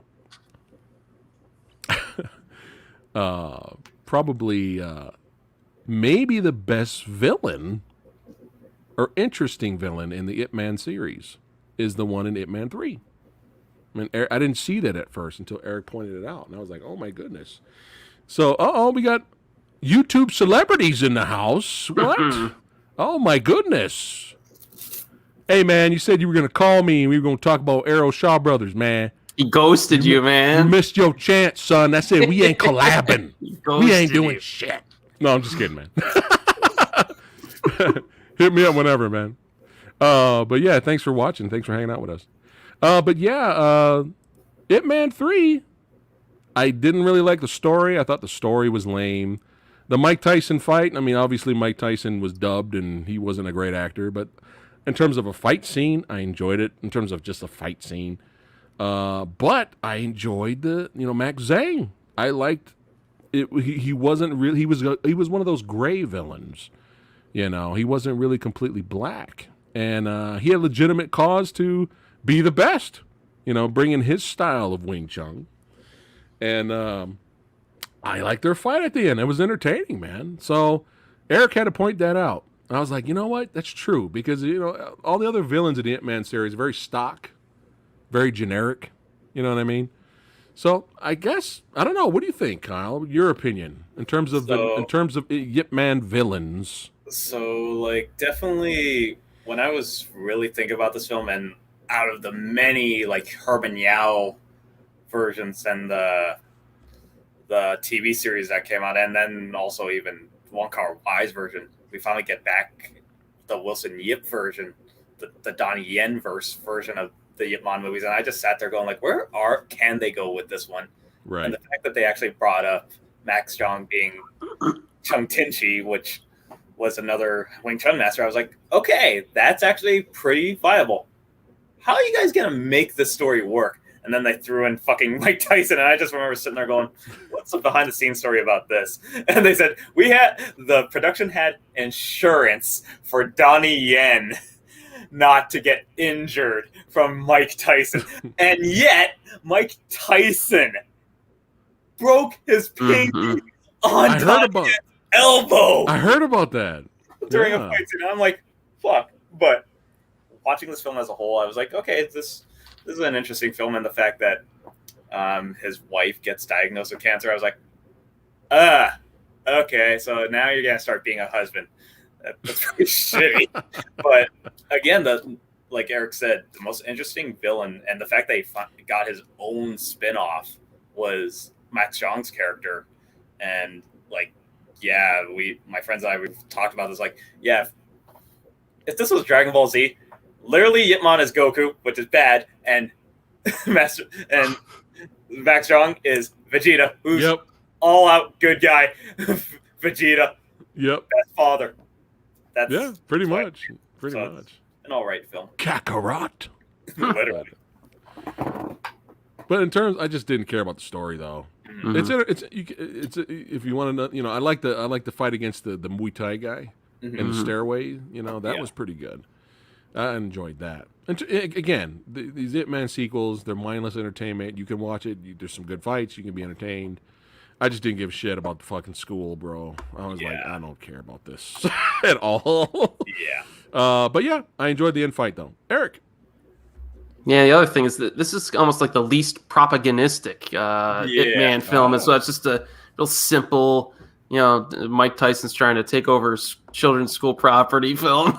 I don't know. I just found it amusing. And yeah, all the fights are good. I mean, I liked them. I kind of like when Jin Zhane's even earlier fights. This is when I started to notice him between this and SPL 2. So this is when I started becoming a real fan of his. I remember seeing this one in the theater. I'm like, yeah, this guy's good. So yeah, I really like this one. It's probably my favorite sequel of the Ip Man films. There you go. Nice. I have to ask Scraps, DRJA8. Let me know in chat. In your opinion, what's worse, Invincible Dragon or Iceman 2? Let me know. All right, let's keep it rocking and rolling here. Oh no! God damn it! The pain is it's the pain. Oh no! Crouching Tiger, Hidden Dragon, Sword of Destiny, 2016.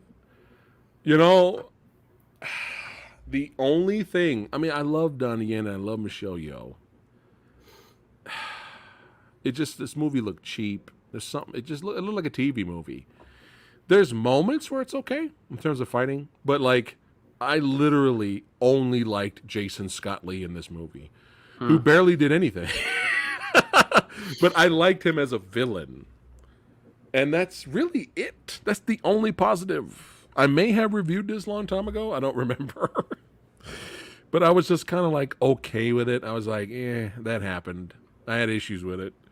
It just was it was probably one of the biggest wastes of time, and money. They could have just make a kung fu movie, just make a wuxia movie.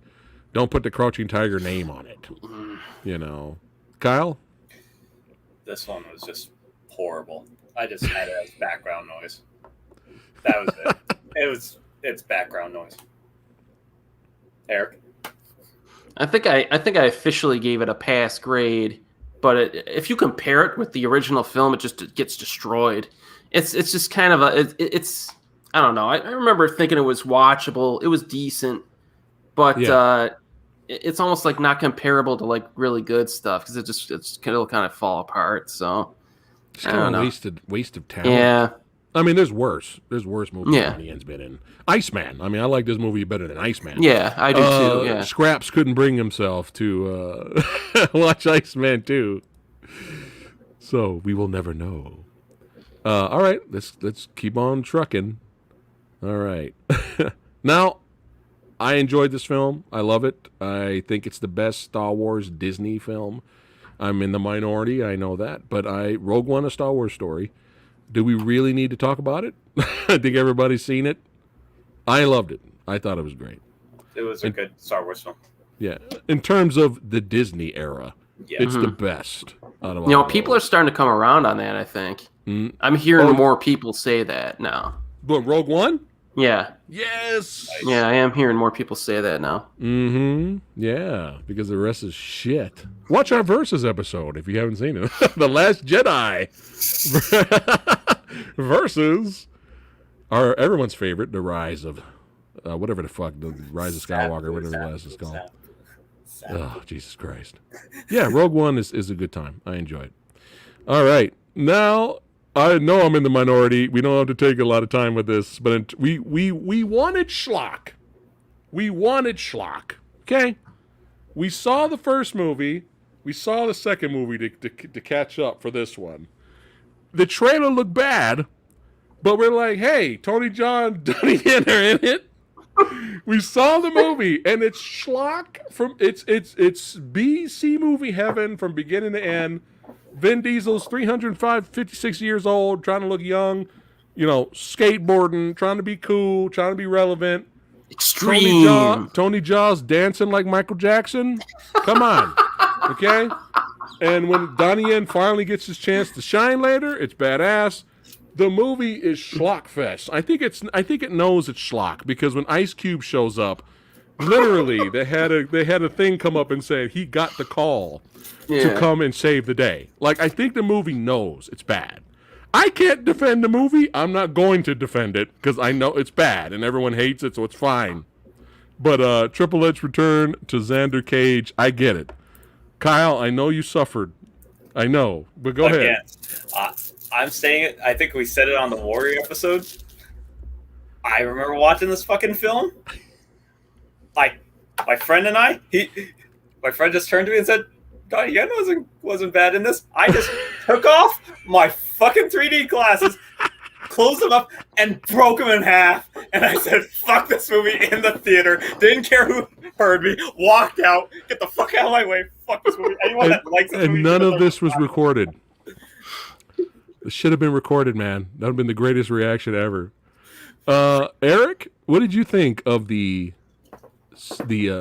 Academy Award winning film that is Triple X Return to Xander Cage with Vin Diesel riding a motorcycle in the ocean on waves? What did you think of the movie? Well, when this came out on physical media, I bought it day one, baby. Because when I saw it in the theater, it was good fun, man. I like this one. This is like a masterpiece.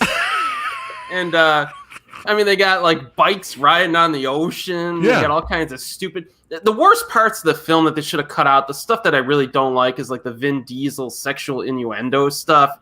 That stuff I really did not like in it. It was just kind of eh. But there's quite some fetching women in it to add some extra in it. And yeah, they actually used Donnie. They actually used him, and he did some work. I thought it was fun stupidity. I actually showed it to some of my relatives, and they were like, "This movie's freaking terrible." I'm like, yeah. Sorry about that. I thought it was kind of fun. Sorry about that. Yeah, I made them sit through it. But like I said, I'm not going to defend this movie. I get can't. Kyle's You pain. can't. I get it. But yeah, let's move on. You don't know my But pain. yeah, we had schlock fun with it because we were looking for it. Mm-hmm. Now I have this. I'm so fired. I've had this movie on Blu-ray forever, and I haven't seen it yet. Chasing the Dragon. Crippled Ho is what he plays. Not quite dirty Ho, but he's crippled Ho. How is this is straight up gangster drama, right? Yeah, like All right, Kyle. I haven't seen it. Go ahead. I think it's almost like a remake of two movies, which is a Ray Lloyd movie to be number one and Lee Rock movies because Andy Lau's in it playing Lee Rock, but he plays like a well-known drug peddler, and other than that, like he had what Donnie Yen is trying so hard to work on his acting, but this one was like here and there, near misses, but it's like nonstop playing on high right now for me. Oh, really? Yeah. So I'm like watching it like, oh yeah, this one. Anything memorable? Like, yes, there is a couple fight scenes in there, but down and It's dirty. just a drama. It's definitely drama, and like, of course, it's very propagandist. Really? For a gangster flick? Oh yeah. Yeah. Oh, for fuck's sake. Yep. That's it. Did you like it? It was all right, but not too much for viewing. It's not to the level Scarface where you can watch it over and over again. Okay. Yeah. All right, Eric.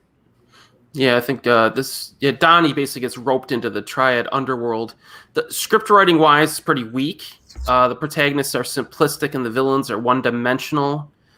Some of the music's pretty bad too, but I did enjoy it enough. It was like moderately engaging because the conflict kind of works. People get violently beaten and sliced, but it's not a martial arts film really. You can't go into it expecting martial arts. It's just gangster style. Right. But the best scene in the movie is where Andy Lau gets screwed over and he has to run through a network of alleyways. That's one of my favorite scenes of the film. So it has some pretty good stuff in it. All right. You might like it. So it doesn't sound bad. It doesn't sound like puke. No. It sounds solid. Is it better than Shinjuku Incident? No, I don't think so. That was good, man. You see? Yeah, that was a good movie. Yeah, Shinjuku. That was legit. I was like, what the hell? This is a Jackie Chan movie? This is tripping me out. All right, so Chasing the Dragon, solid. On the night while we dream short, we're skipping that bullshit. Y'all know what that's is. That's compilation. Yeah, like fuck that. Every martial artist in this film. I saw the advertisement for that, and I was like, this is going to be the greatest thing I've ever seen in my life. And then I just found out later, oh, it's just a short by some rich guy that wanted to beat the crap out of martial arts legends. I'm good. I don't need to see this garbage. That's all it was. Vanity project, yeah. Yeah, and I'm going to beat up Jet Li and everybody else. I'm like, dude, that's like this could have been the greatest martial arts movie ever made. And what the fuck is this?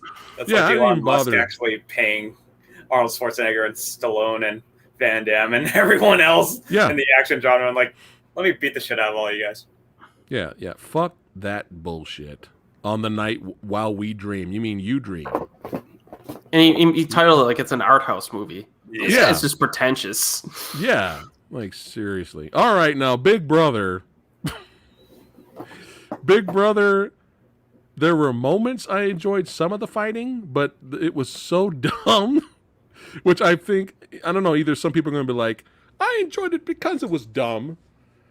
I was kind of annoyed that Donnie Yen was like Jesus in this movie. I am here to save your children and keep them on the paths of righteousness. It doesn't make sense to the narrative. I'm just going to show up and cure all ills of everyone. I'm going to bring families together because I am the god, and I'm going to use my magical chi, oogly boogly boogly boo, and everything's going to be great. There, yay! Yeah, it was stupid, but there was a few moments where the fighting was okay. I enjoyed some of the fights, but it's dumb. But yeah, go ahead, Kyle. I remember that this one was like another to modern contemporary back to form, and I was like, this could be interesting. Then I remember watching it, and it's exactly like you said, and this was exactly like where the 10 years of weighing in, the decade of Donnie Yen, like, I am Donnie Yen. You must praise me for all I am. Read from the Book of Yen.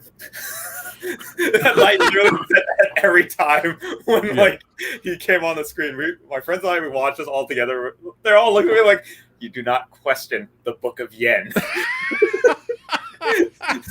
Like, this is that film. And the main villain is Yukong, his protege, again. And I'm just like, wow, you couldn't fight anyone else, so you're fighting your protege again. Okay. But again, it's just him just being like, I will solve all your problems. Oh, you're in a fight? Oh, you're in a fight? I'm gonna go solve your problem. Oh, you want to learn to play the guitar? I'll solve your problem, perform in front of a whole audience. I'm like, what is this? I mean, he was making John Belushi. John Belushi. John Belushi. He was making Jim Belushi from The Principal.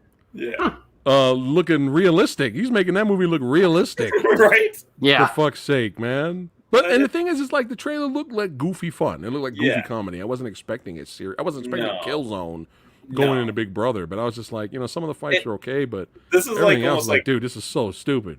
This is like Hong Kong version of, or China version of Kindergarten Cop, I would say, which there you go. You would kind of watch it here and there, like it's fine, but not great. It's harmless, but yeah. Yeah.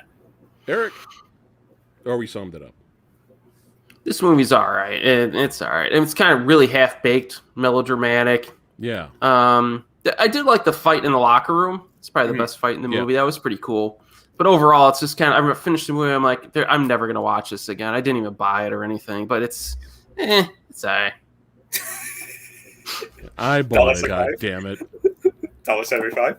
I'm going to start auctioning off bad Donnie Yen movies tonight.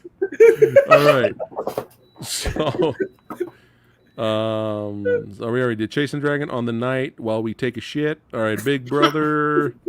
All right, Iceman, the Time Traveler. Do you have IMDb open? I'm curious, Eric, what the rating for Iceman and the sequel is. Oh, and the sequel? Yeah, just curious if it's actually lower or the same, or is it better than the original Iceman? Okay, Iceman 2014. Okay, so... Oh, IMDb, it's 4.8. And Rotten Tomatoes is 20%. Pretty solid. Oh. 4.8, 20%. All right. Should be lower. Iceman 2, The Time Traveler, is a 3.9 on IMDb and an 18%. All right. Ooh. All right. Iceman, the Time Waster. So, Eric, without spoiling anything, since me and Kyle have not seen it, was there anything good? Is there one positive you could say about Iceman 2 Electric Boogaloo? No. Oh my god! Wow! Holy shit! Holy shit! Oh my god! Wow, Eric just went straight gangster right there. Eric was chasing the dragon. All right. All right, Ip Man 4, Ip Man bored. Ip Man bored. Donnie Yen had a stroke, like Rick Myers said, and didn't show any emotional content in this movie and just showed up to film. Again, didn't care about the story. Again, you can watch it, you can enjoy it. It's entertaining. The fights are good. I enjoyed the bootleg Bruce Lee fight in the alleyway.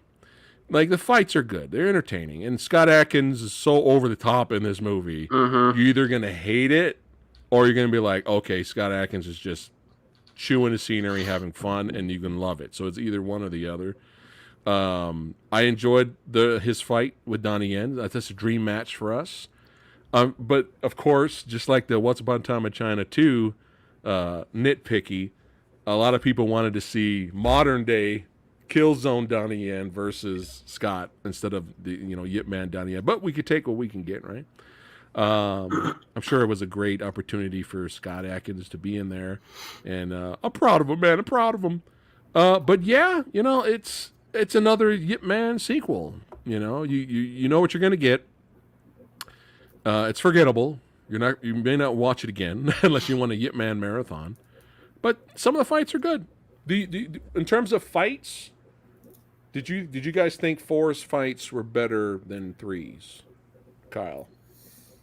When I first heard about this film and heard that they were making a fourth one, I was like, why? Why do you need a fourth one? It's the final Ip Man. And I just remembered this was right after Avengers Endgame came out, and that's why I thought about it.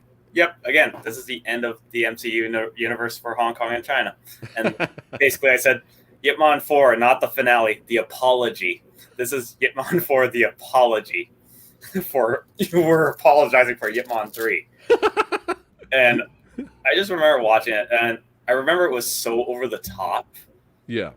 Oh, and this was right before Christmas it came out in 2019. And then I'm not saying it's a good film. I'm not saying it's a bad film. Yeah. I remember there was Accented Cinema did a video essay about it, and it started talking about what was happening in 2020. And I remember we watching that film. I was like, okay, now there's a different light of it. And I'm not getting political about it, but it definitely feels different for me now watching it. And I'm like, well, compared to fucking Ip Man 2, where that happened in Hong Kong, this one, even though it's fabricated, it hits differently now. But yeah, it's not great, but not bad either. It's definitely a good time waster. Yeah. Erik? Yeah, I like the fights. I mean, that's. I think the fights were, I don't know. I think the fights definitely have held up throughout all the films. At least I do like the fights better in 3 though, because Jin Zhang was in there. I did like the lead actress in this too, though. I thought they found a pretty good actress who could speak multiple languages quite well, and she had some charisma too. I liked her. She had some spunk. Yeah, so I mean, it's a solid flick. I could probably watch it again. Sure. Yeah, it's entertaining. And by the way, if anyone's wondering, the 4K picture for Ip Man 4 is insane. Nice. It's ridiculous, man. It's the color, it's just a green car showing up. You're like, oh shit! I put my sunglasses on. Yeah, the picture quality is really good if you guys want to buy it on 4K. I wish they released the first movie on 4K. I don't know. Maybe it is. I haven't seen it though. I would definitely rebuy it. Yeah, it's a solid sequel. It's harmless. Now, this is on Hiya. I have not seen it yet. I'm surprised I haven't bought it. Enter the Fat Dragon. All right. We'll go with Erik first.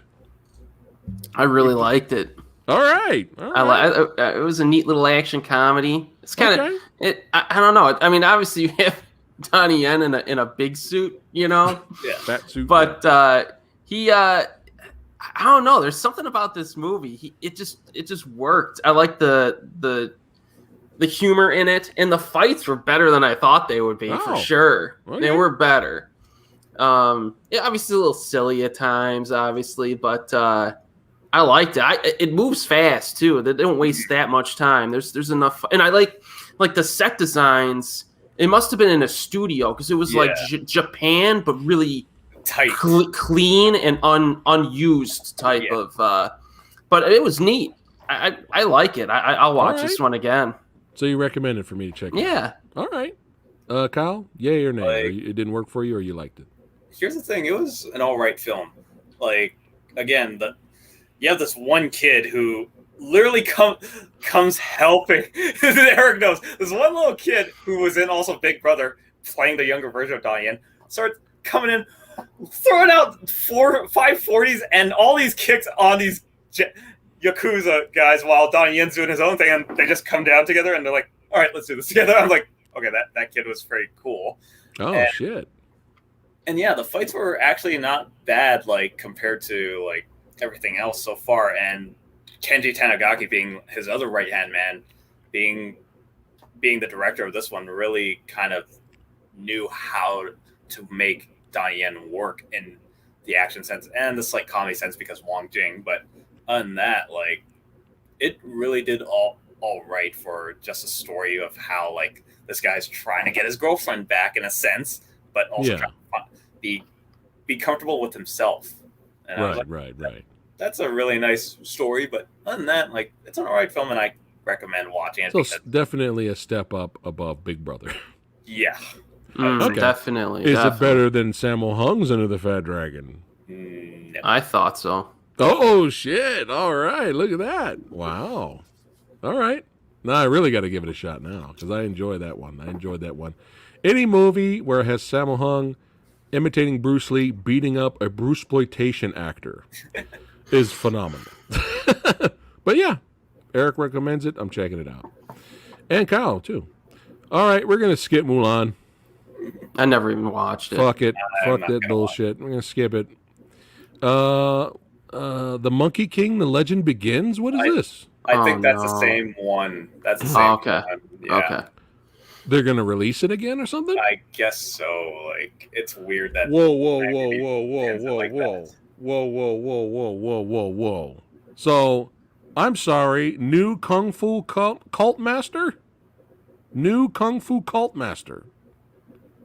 Is this the Jet Li movie or something? Or am I saying it wrong? Or is that Cult Master? I'm not sure. Yeah, new Kung Fu Cult Master coming out is in post-production right now. Huh. And, of course, we're all excited for John Wick Chapter 4. Yes. Sleeping Dogs, Erik, is in pre-production for 2021, it says. So it's in pre-production right now. Then you have a movie called The Father. But I think, really, the one we're true Donnie Yen fans are excited for is Raging Motherfucking Fire, son. Yeah. That's the one. Will this be a full circle? Is this true to form here? You know, Donnie Yen's coming back, not doing a period piece. It's going to be badass, balls to the walls action, and we could just end it there. What do you guys think? Thoughts? What do you think? Do you think it's going to be good, Kyle? I hope it's good, especially when it's Benny Chan's final film. Like, Yeah. Like seeing the trailer for it and seeing Nicholas A versus Donnie Yen, like since they haven't acted together since Dragon Tiger Gate. Yeah. I wanted to see like Nicholas A do action again, and I'm like, the fact that he's playing the villain in this one, I was like, okay, this looks worthy of it. And just seeing how the gunfights and everything else, I was like, okay, this is gonna be worth it. And again, the trailer really sold me on it. Yeah, well, me and Erik did the trailer reaction to it. We were all like, it's been a long time since I've been excited for a Donnie Yen movie. Yeah. Like, I was like, dude, this looks like fucking old school, bro. Yeah. This is the real shit. The shit we grew up with, man. The shit that made us fans of Hong Kong cinema, son. You know what I'm saying? Fuck the CGI and the wire fu bullshit. All right? Yep. Let's bring it back to the old school where the actors and stuntmen and the martial artists are the special effect motherfuckers. That's what I want to come see. That's what I want. And I'm hoping hopefully we won't be disappointed, because if we are, you know, we gonna review it. You know, Erik's gonna review it. I'm gonna review it, and if it's garbage, we're gonna say it's garbage. But I don't know, man. I got a good feeling. What do you think, Erik? Yeah, this is the most excited I've been for a movie in years, I think. It really is. So, but yeah, remember, Benny Chan's last film was Meow, and it can't get any worse than that. Yeah. Meow? Oh, yeah. It's Louis Koo, and he befriends a CGI cat from space. Oh, Don't watch it. Is that the movie you were trying to get me to watch? No. There's no way I would ask you to watch that. Oh, The Cat. Yeah, and the guy Troy Lamson from 1992. That movie's phenomenal. Again, what's the plot again for that one? The Cat? I need to look at my notes because I got to get it right. You got to hear this, Kyle. Have you heard of this movie, Kyle? What? Meow? The Cat. It's just called The Cat. I never heard of it. It's the year. It was his final film. The year after he made Ricky O. Damn. Yeah, I need to pull up the synopsis. Okay, he's gonna pull it up. All right. Yeah, I heard this. I was like, okay, I have to see this. All right. The Cat. All right, we got a man hires a dog assassin while investigating 2 alien-human hybrids led by a really pissed-off warrior house cat who steal artifacts in an attempt to stop a vicious killer blob with high-voltage slime tentacles that can transport itself inside human beings. I'm sold. Sold. I'm sold. We're sold. The DVD's very expensive and out of print. You might have to watch it somewhere. I don't know where you're going to get Maybe it. it's But on YouTube. I don't know. maybe. But yeah, I'm like, what? I gotta see this now.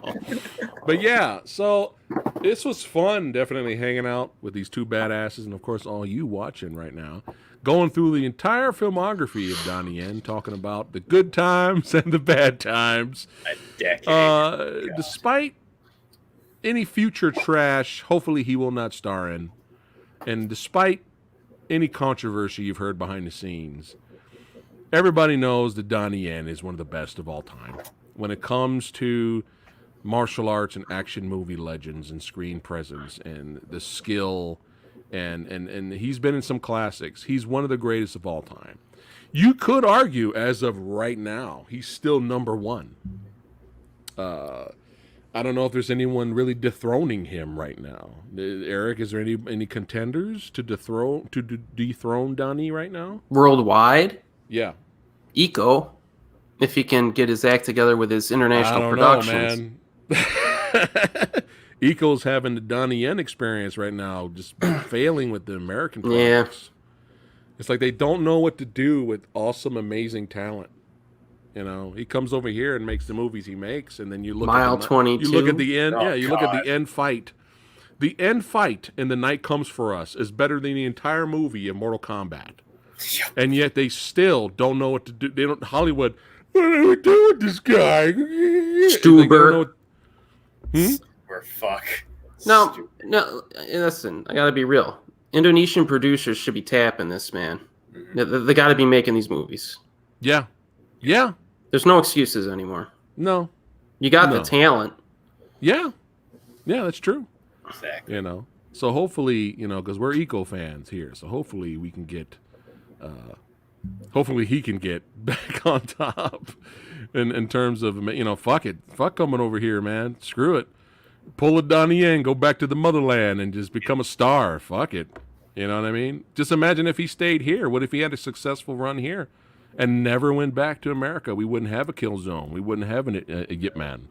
Yeah. You know what I mean? So you could think of it that way too, But yeah, he is I can't, as of right now, I really can't think of anyone being the number one guy in terms of legacy and having an impact, And all our favorite directors out there, some of the greatest directors of all time, all our favorite actors, all our favorite martial arts stars, they all make bombs. They all make bad decisions. And for every Iceman, we'll have a raging fire. Fingers crossed. And if raging fire sucks, well, this is what we're all going to do. Yeah, that one's going to hurt if it does it. The old dick twist. Oh, man. Well, this was a blast. It's probably 5 a.m. where Erik is. Let's get this guy to bed. And he's got to get some sleep because he's a working man. And but yeah, this was fun. Always fun hanging out with these legends, talking movies. Anytime. Make sure you guys keep an eye out for Night Watch. Hey, keep an eye out and go watch the trailer right now. That's right. Kyle Wong's film. Check out the trailer on YouTube'ums. And Erik, the Asian movie enthusiast, make sure you guys subscribe. If you're new here, subscribe to the Old Samurai Guy. And don't forget, tomorrow's the big day. It's going to be a cool Kung Fu hangout, son. That's right. Me, Rick Myers, Vincent Lin, Frank Jang, all the badasses are all going to be hanging out tomorrow for the 24th annual Kung Fu extravaganza. We will see you guys tomorrow at 6 p.m. Pacific time. It's going to be fun. Just hanging out. Premieres, trailers, interviews. It's going to be a good time. We'll see all you badasses tomorrow. Take care, guys.